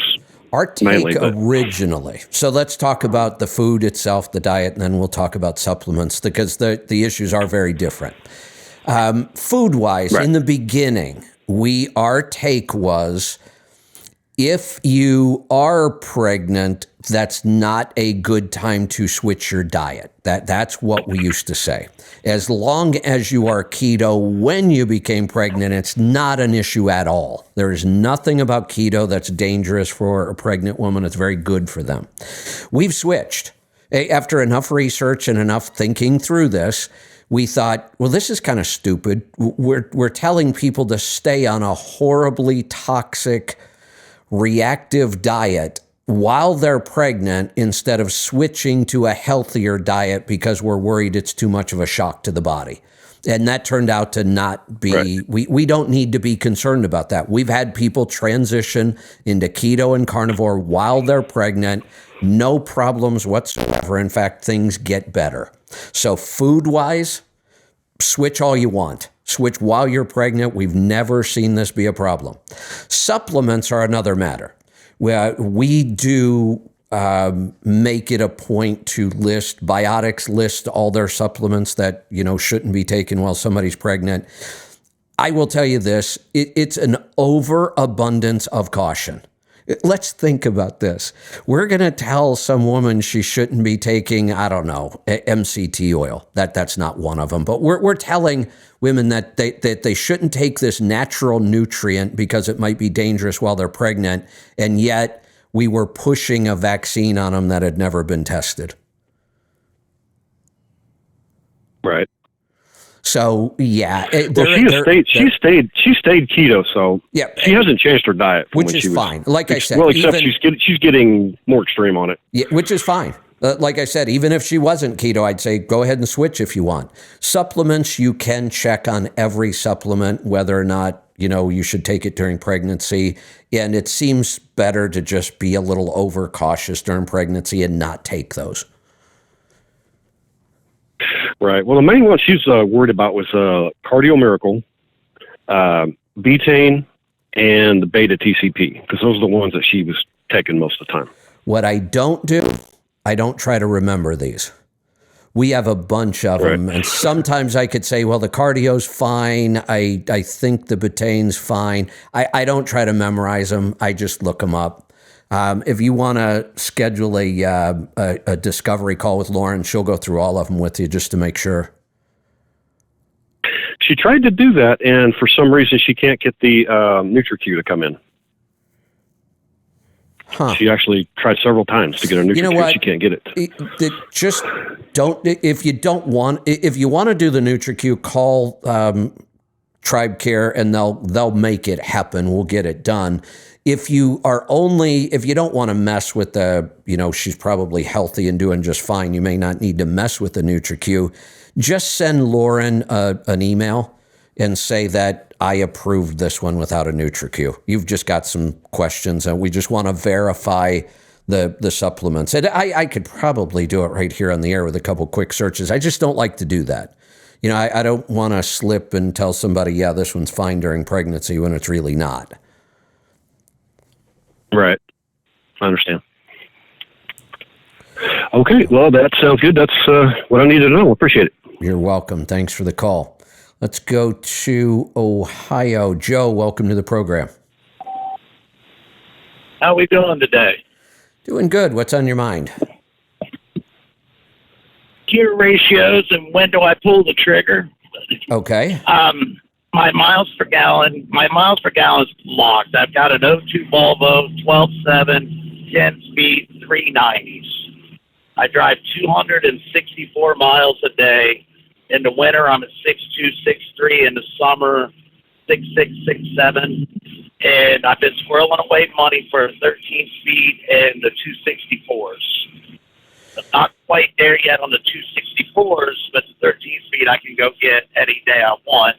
But I'm waiting for a vacation, so when I leave, I can send the truck off and have the transmission installed. But over the weekend, I did come across a set of free 355s. Don't bother. Give me an afternoon don't bother. Don't bother. It's not don't worth bother. it. Now, honestly, your spec is almost exactly the spec on my last truck that I got rid of. It was a 99 Volvo with 390s. At 57 miles an hour, that thing got incredible fuel economy. I run 70 east to 77 south on 80,000 pounds both ways. It's too hilly. I cannot hold that 57. Oh yeah. In 10th So gear. where are you going to on 77? I go down to Friendly, West Virginia, right on the other side of the border, about 20 miles. Yeah, that's it. And it gets worse if you keep going on 77. It gets really rough as far as the hills through West Virginia. But yeah, that's a little bit of a challenge. Seems to me like the fuel economy should be better than this. I know that's heavy, and those short, steep hills. There's no aerodynamics on the truck. It's a spread axle dump. Oh, got it. All right, that all makes sense then. Yeah. No, don't mess with the 355s. They're not worth it. To spend a little bit of money to get the gear set, because you've still got the labor and everything else with the 355s. Get the right gears and 264s. Well, that's something I can do at home. Yeah, but it's still your time and your labor. So there's no point throwing 355s in here. They don't improve much of anything. Okay, that was the thing. I mean, if they're free, I go get a couple buckets of gear lube. I spend 4 to 6 hours in the shop. I swap it out. But if there's no validation to it, I'll just keep saving my money. Let me tell you what I would do if I could only.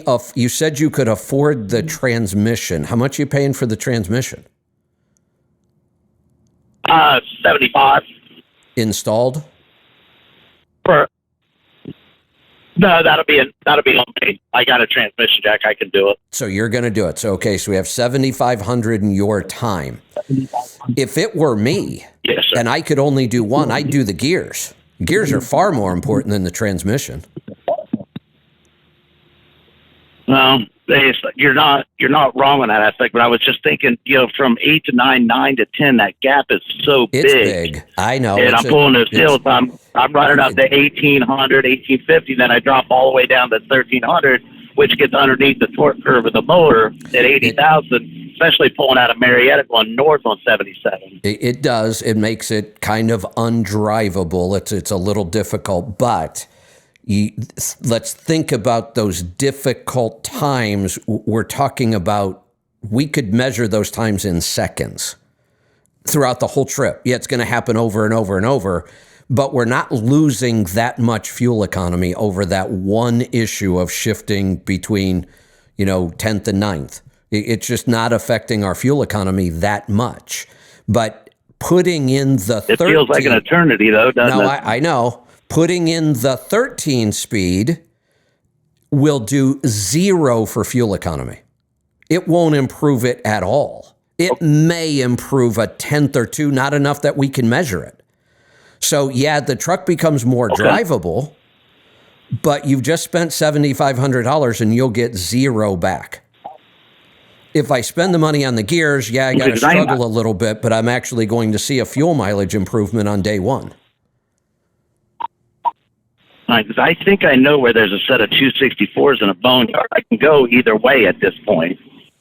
I'd do the gears so, first. I know.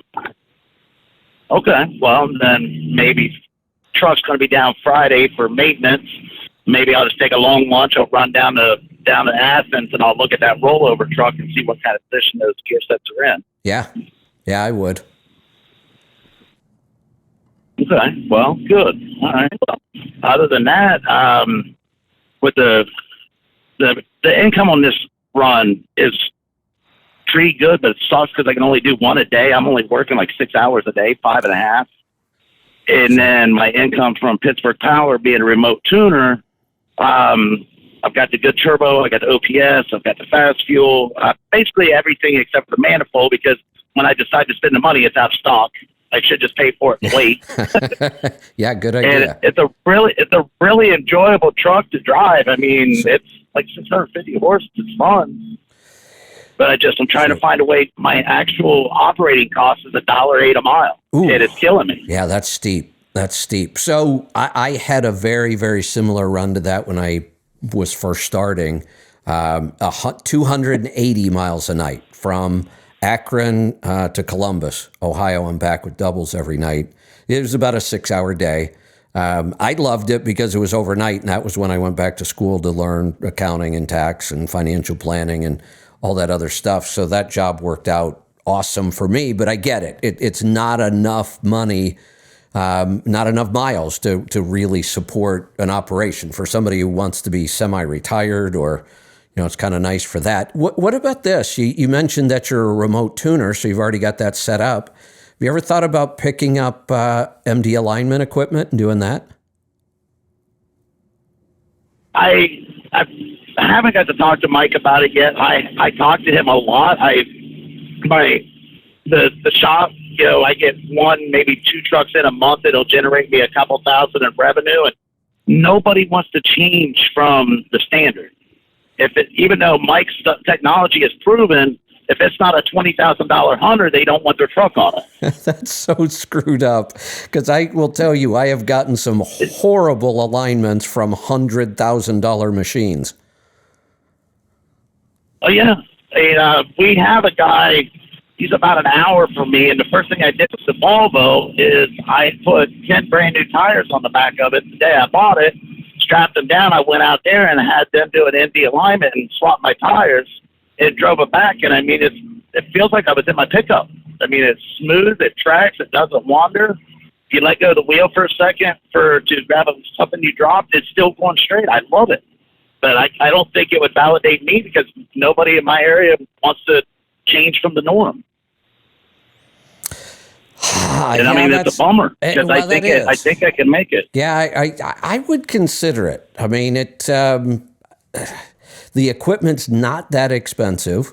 The equipment and the training, it's fairly simple. You've probably seen it and carry it around in a bag.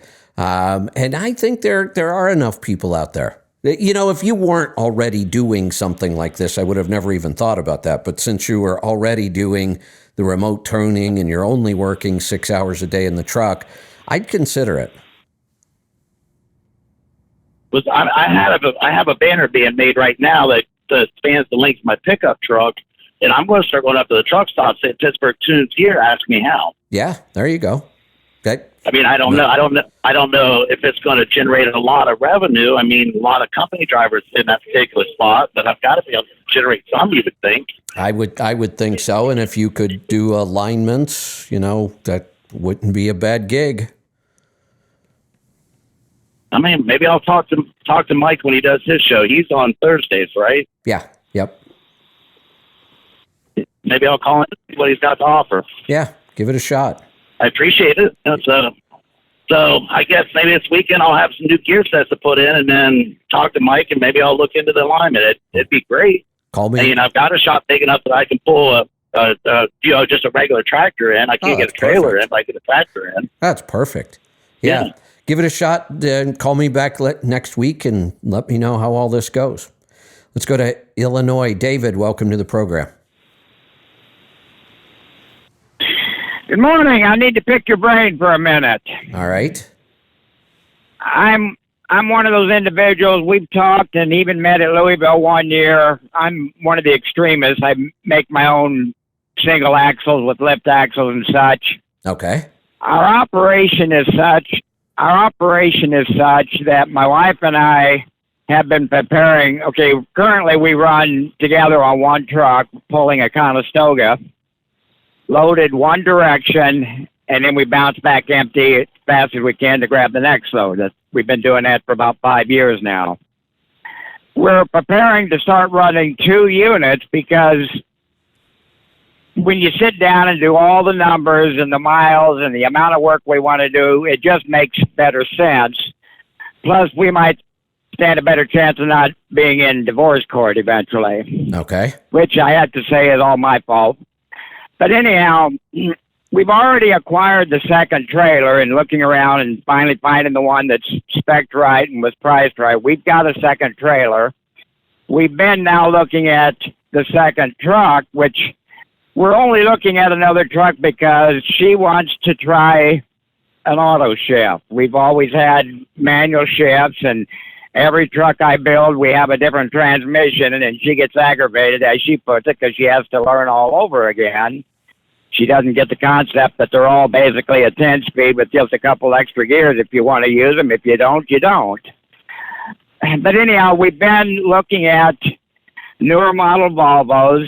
Our mindset is we're only going to be running for another year or two, primarily because we just had to do an in-frame in our truck that we're currently running. It's a 3 million mile truck, and we just threw another in-frame in it. So we're going to be out here for at least another year to justify our money.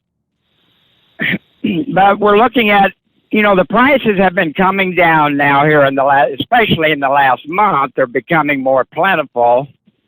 My dilemma is do I our operation is such, we have unlimited freight. 90% of our places that we go to are open 24/7, which is a major difference. I've been out here 42 years, and I've never had an operation as easy as what we have now, primarily because of the availability. We don't schedule anything.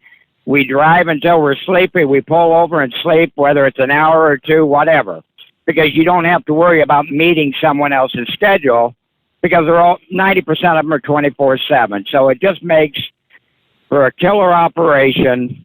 So we're preparing to run the second truck. My question is, should I just go out and just grab another Volvo? Okay, the Volvos that are easily found are in that 2015 to 2017 range, but the gear ratios are just a little bit higher than I'd like. But I've been finding a lot of them in the 30 to 32,000 range,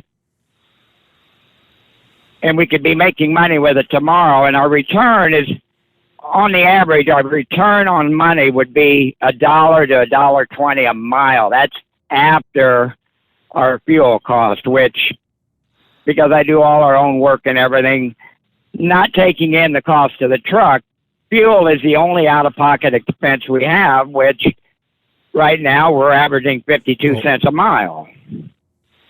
Okay. My question is, I can go out and get a truck tomorrow and put her to work next week. It may not be quite as ideal, but, we're only looking at running this truck. She only likes to work about 2 weeks out of the month. And let's say we're going to do that for a year. Or do we take a little bit more time, with the volatile market like it is? Right now, we have major work still, and we'll lose some.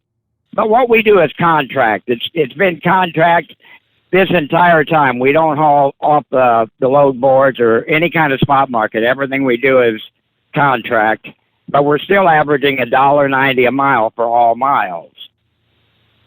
So my brain is saying for every week that I delay to find that perfect truck, I'm losing revenue of $2,000 to $3,000 out of our pocket. So my question, in a nutshell, is: do I keep killing time trying to find that perfect truck, or do I just grab one of these mediocre fleet Volvos? And Volvo with the I-Shift is the only thing we're looking at. But like I say, okay, for example, there's a couple of... Let's jump to the chase here. So you're only going to do this for 1 year and then what, retire? 1 to 2 years maximum. And then my mentality is, because we've been so blessed with the income we're making and have been making, my mentality is I'm looking at buying this truck for the revenue it's going to generate in the next year, 2 years max. And then I'm going to give that truck to somebody that, say, is just starting out or hasn't had it quite as good. I'm not looking at the truck from a resale standpoint. I've never looked at my trucks, because if there's resale value, I figure I need to be running it longer. We're primarily just looking at it to make her life a little easier with the auto shift and to generate some more revenue. So if some faster revenue, because, go ahead. So when you're talking about these kind of, not perfect trucks, maybe doesn't have the exact gear ratio, we're only talking about potentially running this truck really for what would be 6 months. You said a year minimum, but she only works every other week or whatever that was. She only works about half time. So we're really only talking about a 6 month period here. Just buy the truck Correct. that's It would be close to the specs. I mean, by the time you find the right truck at the right price, the 6 months is going to be over with. Well, that's exactly what I've been thinking. We'd be putting a maximum of 100,000 mile on, since we run 175, 195 a year now. Wait. That's two of you in one truck, though. Yes, and by dividing it, 100,000 would be the maximum that this truck will But you see. said she only likes to work every other week. How's she getting 100,000 miles working every other week? We would be close to that. Okay. Well, maybe not, because this wouldn't be a paper truck. 75,000 is probably more realistic for her. That might be pushing it, but we'll go with that. But either way, just based on time, and if you can, a decent Volvo, we're going to get 7.5 miles to the gallon, even if the specs are off a little bit. You're never going to make up the lost revenue in fuel savings on this short time frame like this. Just go buy a truck and put it to work, and spend the least amount possible. The last thing you want to go do is buy an overpriced $100,000 Volvo right now, because you say you don't care about resale. I do. I don't want to get killed when I bought the wrong truck. Correct. Well, like I say, I'm just mainly looking on the revenue that it will generate or return on investment. But wait a minute. The only way you can look at the return on investment is to look at the net. And the net has to take into account the cost of the truck, the fuel economy. Even if you do maintenance, there's still a maintenance cost in there. So, and we still have license plates and insurance. You said fuel was your only cost, which is just not true. You have license plates, you have insurance, you have permitting, you have tires and items that wear out. Even if you do the maintenance cost or the maintenance, there is a maintenance cost. So I would buy cheap here. Correct. Cheap. That's all going to be that'd be the same whether I get the optimal truck or just a mediocre truck. That's not true. Fuel. That's not true. Maintenance is affected by specs. You spec wrong, your maintenance cost goes up. Okay, yeah, I'm referring more to the fixed expenses. But yes, the maintenance and the fuel would differ based on the spec of the truck, but because of the time frame, I couldn't decide if I should be is determined by the price. So you're telling me you've got these $30,000 and $35,000 trucks in your sights. Those are good numbers. You could easily spend twice that, and then your fixed cost is affected. It's double. Correct. Okay. So I'd be out picking up a $30,000 or $35,000 truck, reasonably well spec'd, and be done with it. Okay, I appreciate it, because that's been my main dilemma, whether I should be holding off or just I wouldn't pulling hold out the trigger anymore. and getting one and putting her to work. Yeah, if you're telling me you have found $30,000 and $35,000 trucks, then buy one. Let's go to Oklahoma. Paul, welcome to the program. Howdy. Actually, I should change it. I should start saying "G'day, mate," just to annoy. Just to mess people. Yeah, just to mess with people. It's a good idea. Yeah. In fact, there's a new rule. How'd have it to break. Well, I'm going to give you a little incentive. If I hear howdy, I'm going to hang up on you. Okay. G'day. There you go. Yeah. So, why break a habit? That's right. So, I got a couple of things quickly. So I pull up to get fuel on Friday afternoon in Texas, and I'm looking to see what the fuel price, my discounted fuel price is, and logging on to On Duty to fuel, and I see this tanker the next lane over in front of me, and it had Spring, Texas on the back of it, and I was like, I wonder if that's Fred. And a guy walks across in front of me, I hop out and I'm pumping fuel, and next thing this guy comes back and he's like, "Are you Paul?" I said, "Yep." And he says, "Oh, I'm Fred." So we ended up talking for about half an hour. So Did you really? I knew I'd. Yeah, I knew I'd bump into him one day, but I just that's didn't pretty know cool. when, so Yeah. Friday was the day. Yeah. So, I like that. And I missed part of it, but you were talking about backing doubles. If anybody wants to see backing doubles, just Google road train drivers in Australia backing B trains or doubles, and you'll find plenty of it. Yeah. So what we I- were actually talking about, I was telling a story about my first time hooking up doubles at 2:00 in the morning on Christmas Eve when I had never been trained, and the back trailer was at a dock that was uphill in gravel. So without a pintle hook on my tractor, there's no way to get the dolly up in front of that trailer except to hook it to the front trailer and try to do it.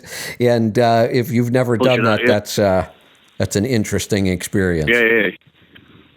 Yeah, it's like, oh, am I going left or right? Practice. So, but if people want to look at people successfully backing double trailers, A train, B train, road train, just Google Aussie road train groups and you'll find plenty of it. So I got so desperate at one point, I was even trying to use rope and anything I could find, bungee cords, to try to hold the dolly onto the back of the frame on my tractor and then just get it close if I could. But it was no fun.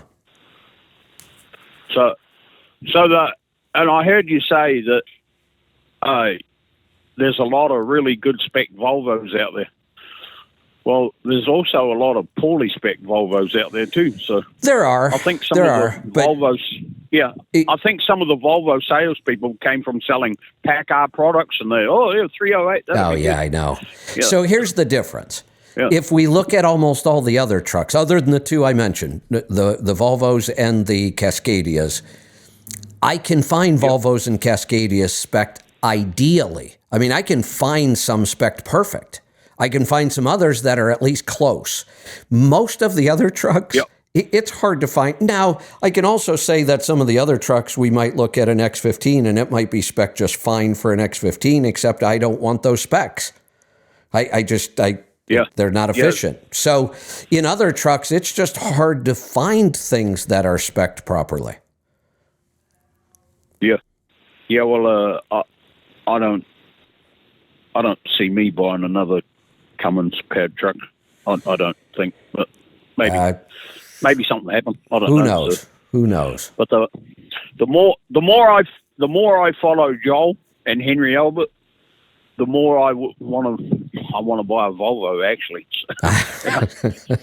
I know. I get it. Yeah. Well, actually, I tell you what I really would like. I think I said this one other day. So I'd like a new Peterbilt with a Volvo engine, transmission, and driveline. There you go. Right. There used to be a time when you could do all those kind of crazy things. You could buy any truck you wanted with any transmission, any engine, any differentials. You could do that. Yeah, not so much anymore. No. Nope. Yeah. Those days are gone. Right. I imagine you got people waiting. So I do. Next, please. All right. We'll move along. We're off to West Virginia. Herschel, welcome. Now, Paul, if you change it to good day, mate, how am I going to know what to say before you answer the call? See, that's the point. When you say it out loud. You guys are getting complacent and comfortable. We got to shake things up.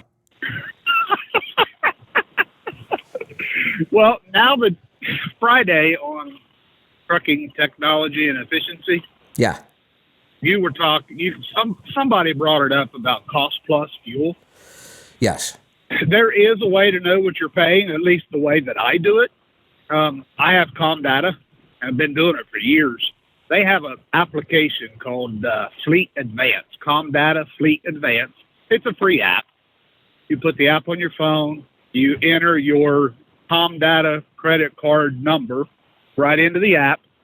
And once you do that, the weirdest thing with this app, once you load in your card, You have to close the app completely, then reopen it because it won't show you price until you do that. I don't know why. I've tried it on Androids, Apples, it doesn't matter.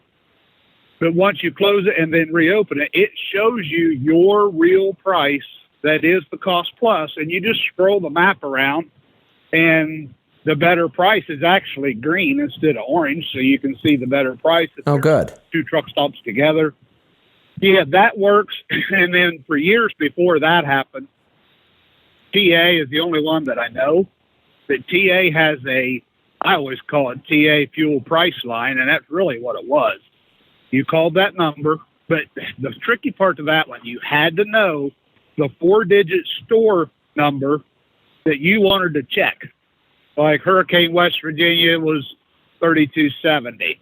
So you typed in on your keypad 3270, and then it would tell you your cost plus price is. That's what it said. It was an automated message. And they changed it at midnight. So once it was set, that was it for the day. So you could check the different TAs. That's the only way I know to do it without the ComData app. So there's one way of finding out what your cost plus price is. Got it. Yeah, that's a nice little hack. And then you had two guys today now talking about Volvo. And I just thought I'd tell you my result. Just for kicks and grins, it might help them figure out what to buy. This one's a 18. It is the XE package, so it has the iShift, but it's just the single overdrive iShift. It's not the one that Joel has. It's like 2 crawler gears and all that. Okay. 264 rear end, D13, of course.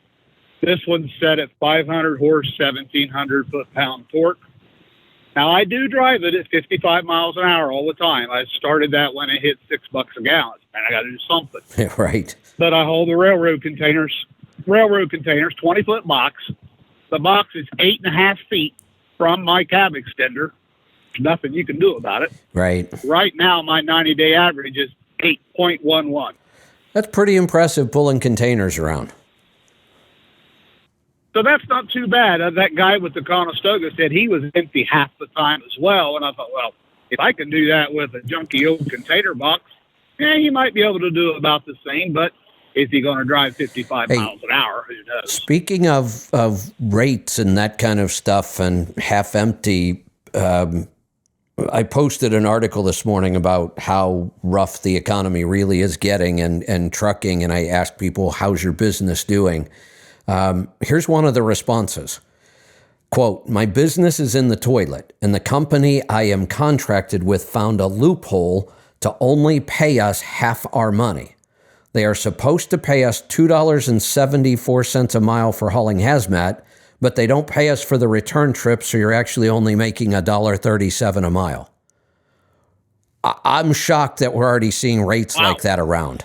That is horrendous. Now, I have to say that the tone of this, they found a loophole to only pay us half our money. No, they didn't. There's no loophole here. This is clear. You have a contract. Your contract says you're going to get paid one way at this rate and you're not going to get paid the other. That's not a loophole. That's just business. You agreed to it. Right. But those are horrible rates. Right. That's awful. You and I were talking a week or so ago about my company, STG, cutting our price. They did. Hey, Herschel, I don't mean to interrupt, but I want to make sure I get this thought out. It's possible, I guess, and maybe I'll ask this person on Twitter because that's where all this is. Did they used to pay both ways? And now they've stopped? It almost kind of sounds like that. It says they found a loophole. And again, it's not a loophole. It's just business. They can pay whatever they want. You either agree to it or they don't. But maybe they changed. If they did that, I'd really be interested in knowing that. I mean, that's a desperate company. If they were paying both ways and now they've switched. And like I said, if that's not the case, then you should have known this before you ever signed that contract. If they switched, I'd be shocked. Because I can't imagine a single owner operator would stay for that. Wow. Well, it did come down the other day. They did cut. They took all the bobtail legs out. We don't get anything for that at all now. Wow. They took the city jumps, the stuff inside of 270 in Columbus. It was $60 plus fuel. They took them down to 50 loaded, 45 empty. So that comes out to, if I remember right, 18% on the empty leg, 26% on the loaded leg. That's just on the base pay, not on the surcharge. When you throw that in, the percentage gets worse. So let me ask you something. 2% on the regional line haul. I should know this, but for some reason I'm not remembering. How long have you been doing this? 20 plus years in intermodal. Okay. Do you ever remember a time carriers cut pay to owner operators? That's why in our last safety meeting, they were talking about maybe we're going to do the cut. And I said, guys, I've been driving trucks of some kind for just over 35 years now. I have never seen a cut to an owner operator. Right. Never. I haven't either. And we've been, 08 was a tough time, and I don't remember anybody cutting pay.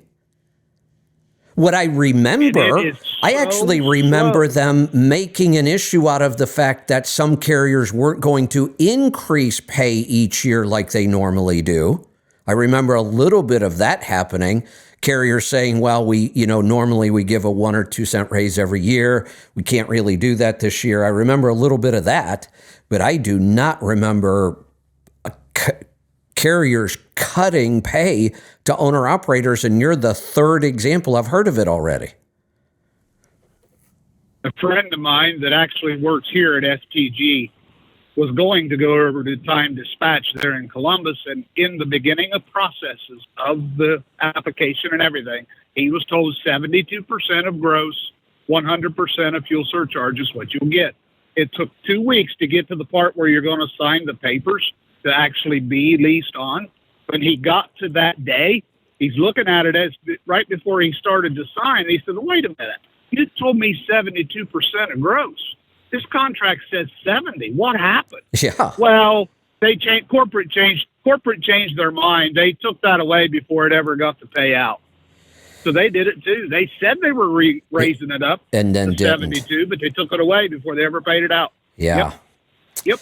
Sure did. This is not a good sign.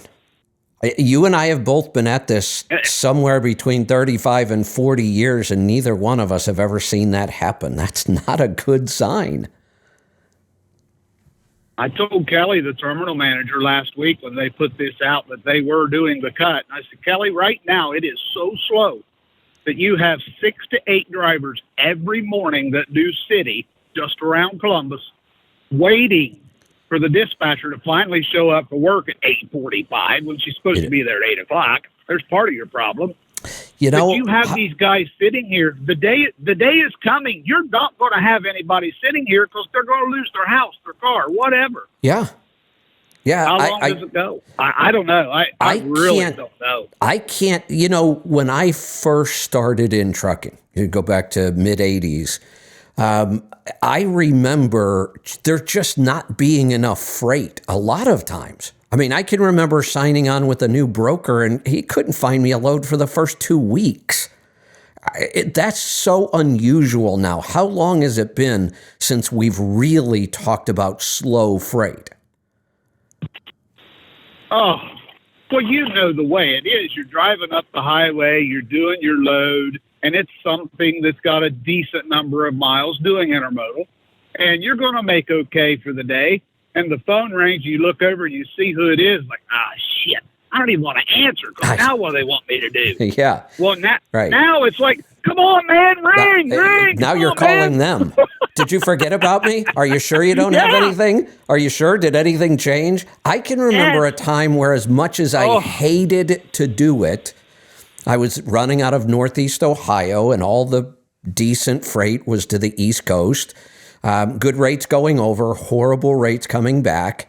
And work got so slow that I started pulling garbage, literal garbage, inside of a dry van and bringing it back to off the East Coast to my state to go to landfills. And I'm thinking, why am I bringing all their trash to my state like this and not getting paid much for it? But you had to work, and that's about all there was for a while. That was big years ago. It was big, buddy, really there was big. A lot of guys Yeah. that did that. Yeah. Yeah. So you told the one about Pittsburgh. I got to tell you this one. It'll take about 90 seconds. I'll shorten it all up. Schneider National, years and years and years ago, umpteen years ago. That's where I went.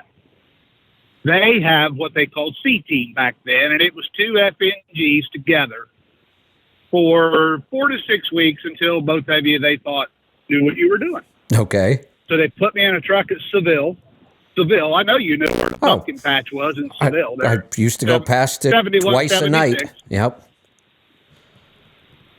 This dude I was supposed to pick up lived in Pittsburgh. They said, just take this truck and the load, go pick him up, get on your way. I said, well, where's he at? We'll send you a Qualcomm message. We'll let you know. Just get going. So, all right. So I head out across there. I get into the Pittsburgh area. I am so freaking lost because they hadn't told me where I was going to find this guy. I had no idea. I was on roads that I should have been going to go deer hunt. Yes. I mean, turning around in churchyards. Yep. I finally find a shopping center with a Hardee's, run in, get me a breakfast sandwich real fast, go in, ask the girl, where can I go with this semi? I'm afraid I'm going to get run off and the cops are going to get me. She tells me about the West End Bridge. I go down underneath of it. She said, trucks go down there all the time. I go down, I park, stretch out, go to sleep because I'm wore out, been up all night long. I hear the Qualcomm message go off, wakes me up, open the curtain, look out. The guy I'm supposed to pick up is walking down the street right in front of me. I didn't even know that's where he was. And so he comes over to the truck, and I says, is your apartment right here? He said, yeah. I said, you got a shower? He said, yeah. I said, good, I'm going to use it. So I go into his apartment, run through the shower. We come back out, get in the truck. He says, where are we going? I said, we're going to Alabama. He says, how are we getting there? I said, there's the atlas. Figure it out. This is what this is. We have to figure it out. So he looks at the atlas for about 5 minutes, and he says, well, it looks like we need to start on I-76. I said, yes, sir. He said, where's it at? I said, you live in Pittsburgh. You don't know what 76 is? Oh. It's right above us. It's over our head, basically. It's kind of a main route. If you live in Pittsburgh, you should be somewhat familiar with it. Yes. Unbelievable. I get him on the interstate. He pulls into the Smithton. Remember Smithton truck stop? Pulls into the 70s. I think it was the 76 there at Smithton. When he turns, he rounds the corner too tight. Oh, hits no. the Jersey wall, breaks the outside wheel, flattens both tires. I called Schneider. I said, you got to get this dude out of my truck. This ain't going to work. Yeah. All right, Kevin, I'll let you get somebody else, partner. All right, good stuff. Thanks for the call. Let's go to Louisiana. Mark, welcome to the program. Hey, Kevin, how you doing? Good. What's on your mind today? Well, you were talking earlier about the problem with the Detroit diesel and the one box. Well, I have this Western Star car hauler with a DD13. It's 2018. Well, I bought it at Transwest. I bought it about 2 years ago. Well, last year, started having issues with the emissions and whatnot. Pittsburgh Power says you should probably just look at replacing the one box because it's probably going to need it anyway because it's high hours, it's a car hauler and idling and whatnot. And the miles were about a little over 500,000. Well, so when it came down to looking for one, there was a shortage. And so, I was doing my research and looking around, and the company I bought this from is Transwest in Denver. So I call out there and I said, hey, you got a one box for this? And he come back, he goes, we have one box and it fits your truck. And he's like, I'll sell it to you for, I think it was like $8,300 or whatever, which is, they normally go for about $10,000. So I'm like, I'll take it. Okay. So I ended up just going up there and getting them to install it. And then eventually I went ahead and replaced the DPF filters. I think I got out for like, between there and what I did in Houston, like $14,000, and got a whole new system put in. But it's not as bad as I don't think it's as bad as what everybody says it is. I mean, I feared the hell out of it. In fact, it's like I dreaded, the other one box. That's right. Going to be it's going to be a bastard and all like that. But in reality, it really wasn't that bad. And if you can find a relationship with somebody you buy it from that can actually sell you one, like I said, Transwest cut me a deal probably for 20% on it. There you go. It was like, it wasn't that bad. So good. So good. And I mean, that's what I always heard with the Detroit diesels now. And you might have trouble finding one right now. I don't know. This one's now not even a year old in here, so I'm not really worried about it.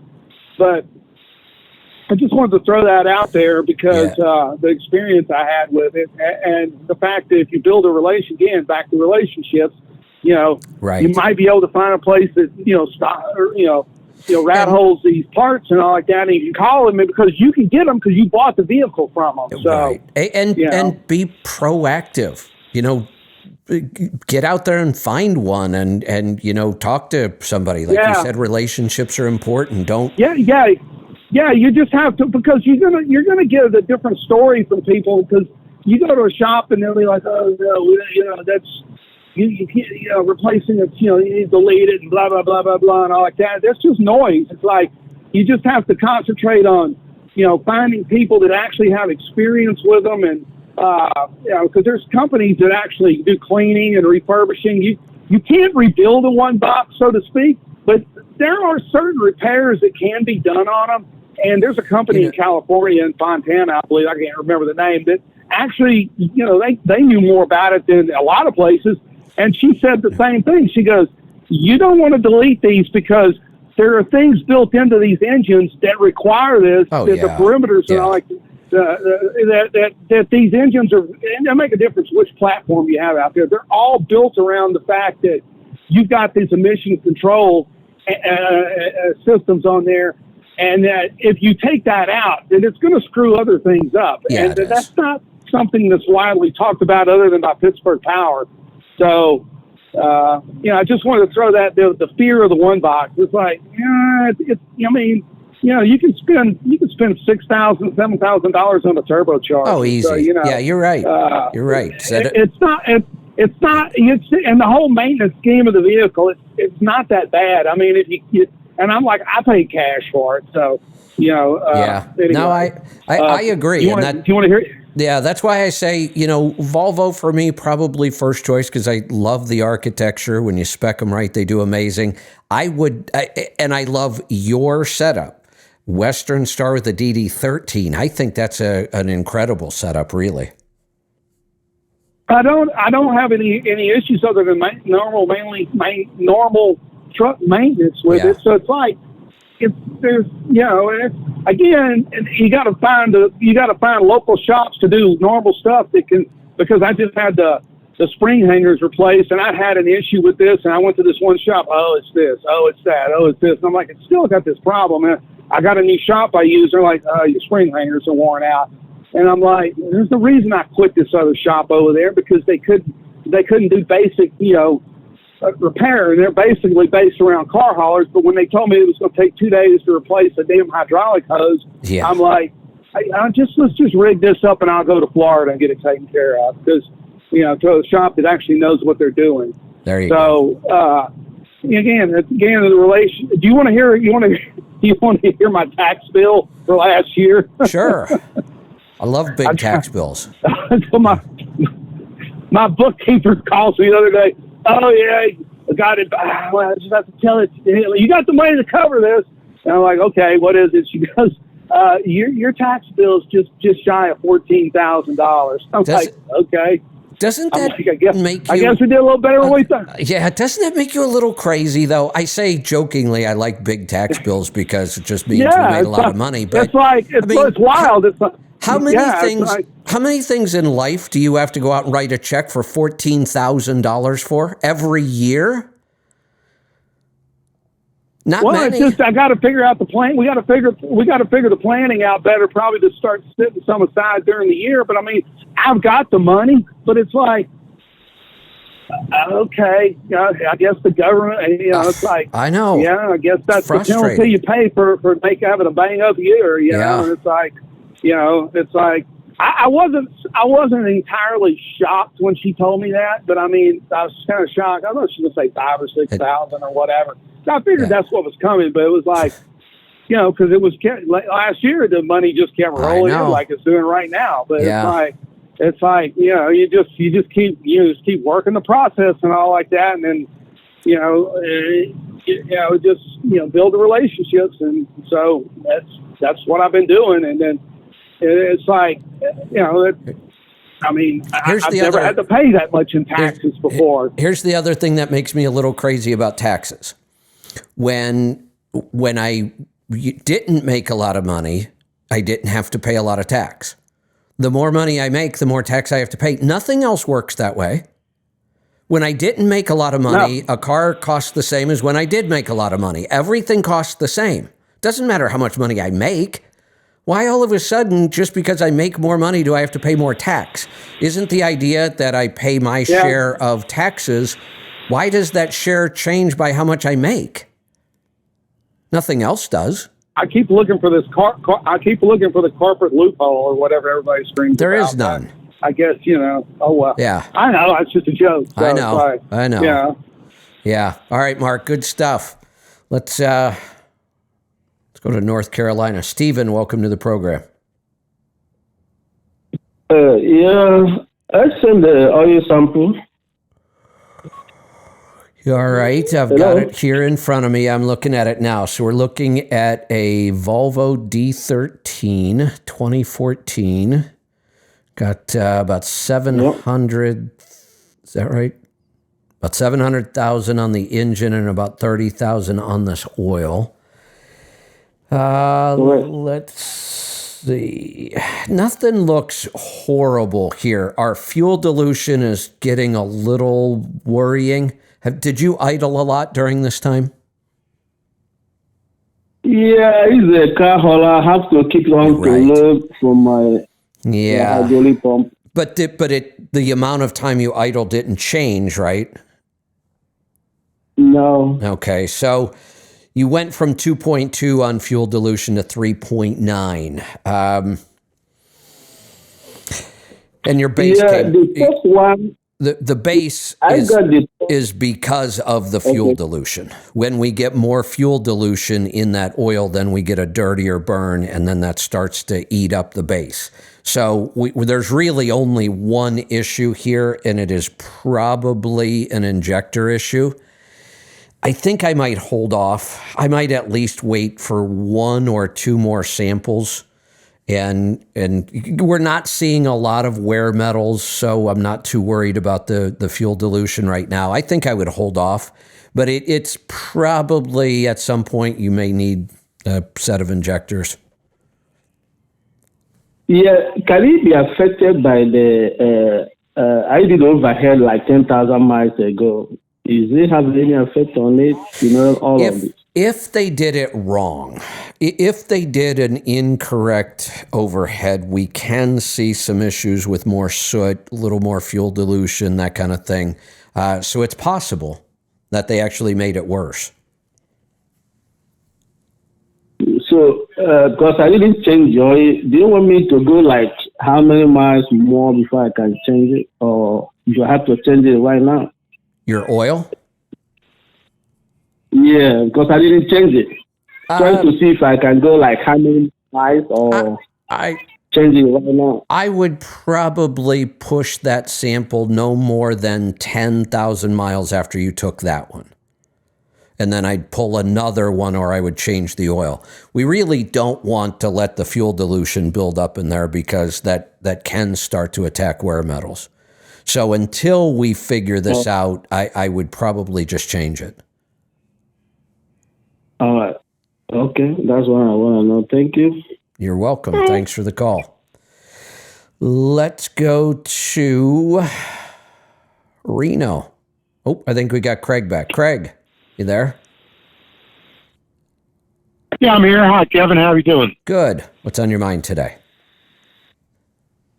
It was either last week or the week before. I caught the show. I tuned in late, but you wthe last words I heard you say is if you had more than $250,000 in the bank, put it in another bank.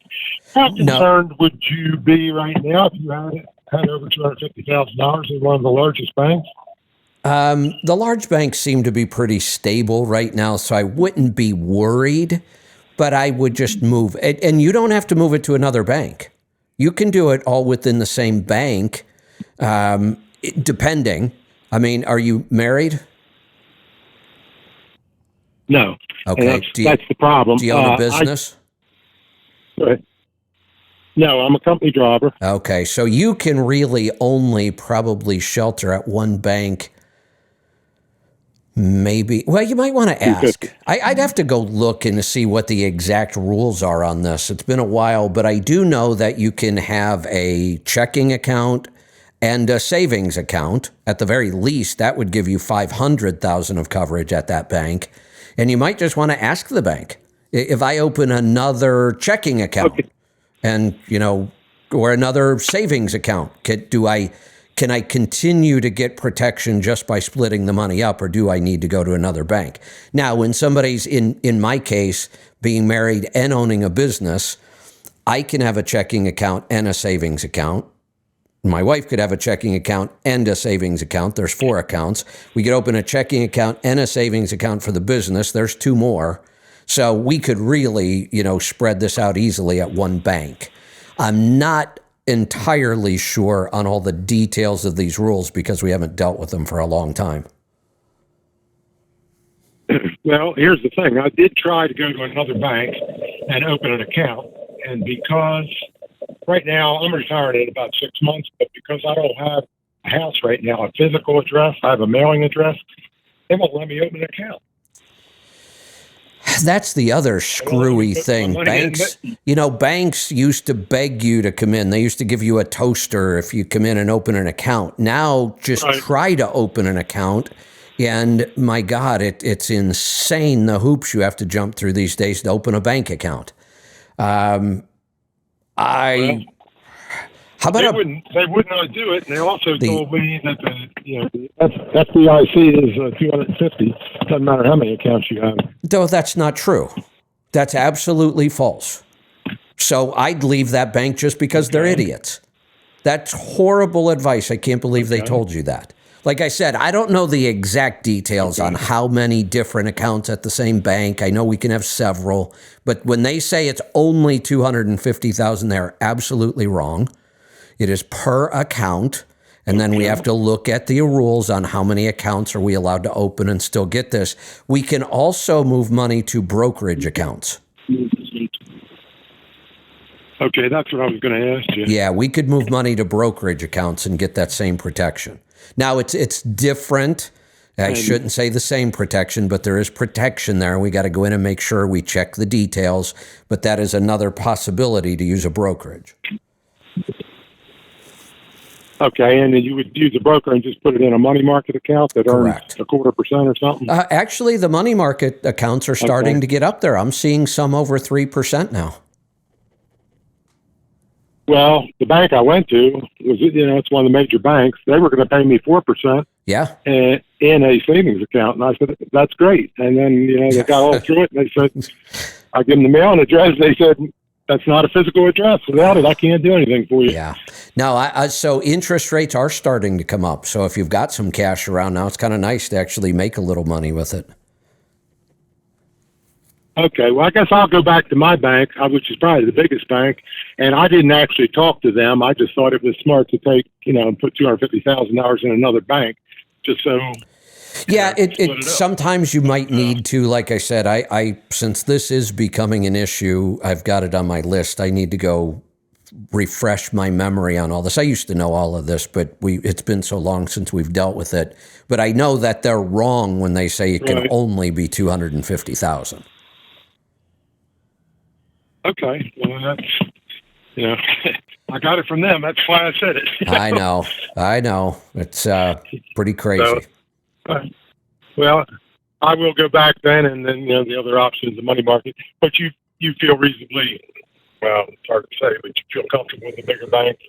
Yeah, there's no danger right now in the big banks, and we'll get some warning, before it happens. The banks that are struggling right now are the small regional banks. The big banks are actually pretty flush right now. They're all in good financial shape. Yeah. Okay. How far are we from 10% CDs? The fear is almost that, is there some sort of conspiracy here to put the small and mid-sized banks out of business, so we're forced to deal with the big banks? That there's some people that believe that might be what's going on. How far are we from 10% CDs? We'd have to have stagflation kick in. And we're right there. We're on the edge. I mean, anything could trigger it. I was a little shocked that the 1/4 point raise in interest rates didn't do much of anything in either direction. So the next raise, or no, not raise, when the Fed meets again next month, may be more telling. After we see how these banks, is this going to get worse or better? Next month, if inflation goes up again, then we're going to see a problem. So hard to predict. We're not there yet. I don't even think we're at 4% yet, but we're getting close, and it could happen. Here's the thing. If it happens, it's going to be really bad for our economy. It's not a good thing, but it's one of those things I've been trying to tell people. Even in the worst times, if you've set yourself up right, I'm looking forward to 10% CDs if it happens. Exactly. I put it in there in a heartbeat. Yeah. All right. Well, then I'm going to go back to the bank I'm with, talk to somebody or talk to a couple people till I get a true answer. Yeah, I would. Mark it in, leave it in the same bank and just transfer it to a savings account and get something on it. There you go. All right, Kevin, I appreciate it. Long-time listener, and I love the show. Great to have you. Thanks. All right, I think we're going to wrap this up for today. Long show. Coming up on 3. Oh, wait a minute. We got another call. Actually, we got a couple coming in, so I'll hang out. We'll go to Oklahoma. Joe, welcome to the program. Hey, Kevin. I was an owner-operator for a long time. I heard a guy call up and he had a long conversation with him about flow below a while back. Yeah. Oh, okay. And he was talking about how he was heating up his brakes and all the rest of that kind of stuff. I think he was speculating. I mean, we don't see any issues with excess wheel end or brake heat with the flow below. We've got it on a lot of trucks. Well, I'm taking his word for it because he said he was really passionate about what he was saying. Yeah. And I understand exactly what he was saying. And I was owner operator for a long time, and I ran into all kinds of little foils. And they were some of them just like one time my surge bottle, it wasn't the cap, it was the gasket. Oh, it's like $2. And I spent gallons and gallons, and I washed my truck over and over. Right. I mean, it's just, it's just trucking. Right. So I had a friend of mine, I was driving his truck for a while, and he had those, and I had to pop them all the time because I'm a loogie nut. I really want to know what those are doing. Yeah, right. So I had to pop them all the time, and they fall right on top of each other.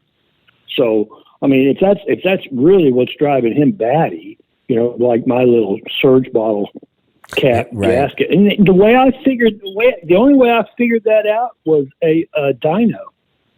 Oh, really? Okay. I never did figure it out. Well, yeah, they put it on the dyno and said, well, that's your damn cap. I said, well, all right.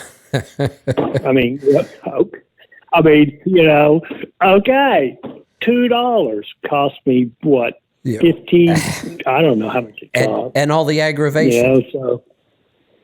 And all the aggravation, yes. So, just so I was popping those all the time for him, so he can just pop them off there and just put them right in front of the passenger seat if he's running down through the desert. I mean, if it's getting into his head. Yeah, I thought they were pretty cool. It'd be interesting, because every situation could be a little different, but just do a simple test. Pop them off, run, at a certain ambient temperature for a certain number of miles, get out, shoot it with the temp gun. They're cheap. Throw them on, do it again, see what the difference is. Oh, well, that's true too. But let's measure it and see what the difference really is. And just because brakes get hot or a little hotter doesn't mean that it's that big of a deal. Tires getting hotter, we might see a little extra tire wear, but I don't see this as an issue at all. Well, you remember the old days when yellow came out and said, ride your brakes to the end. Yeah, right. And a lot of people did it. Right. A lot of people did that. I mean, nobody did any tests on that. Exactly. They claimed they did, but I don't think they ever did. I never did that. I laughed my ass off all the way to the bottom of the hill. Right. I saw people smoking their brakes all over the country. I so they know. finally said, "Oh, well, that's just yellow messing with people." I guess I don't know what I that don't know was. what Did that you ever was figure either. out what that was? No, I don't know what that was all about. But you remember that, huh? Yeah. Yeah, absolutely. You remember that when that came out? So yeah, that guy, I mean, he sounded like a really nice guy and all the rest of that, but if he just popped those off there, just, it's not going to hurt anything. Right. I mean, just going, when it gets brutal like that, just the amount of stress that he was devoting to that was. Yeah. Good advice. Good advice. All right. We're going to wrap this up for today. A lot of great calls. Thanks. We've got the Power Hour tomorrow. I don't know who I have guests for this week. I better get on the ball, get that figured out. We probably have somebody on Wednesday. Other than that, it's a pretty normal week this week. So we'll see you back here tomorrow. Be safe, be profitable, be fit and healthy. Always do the hard work and master the journey.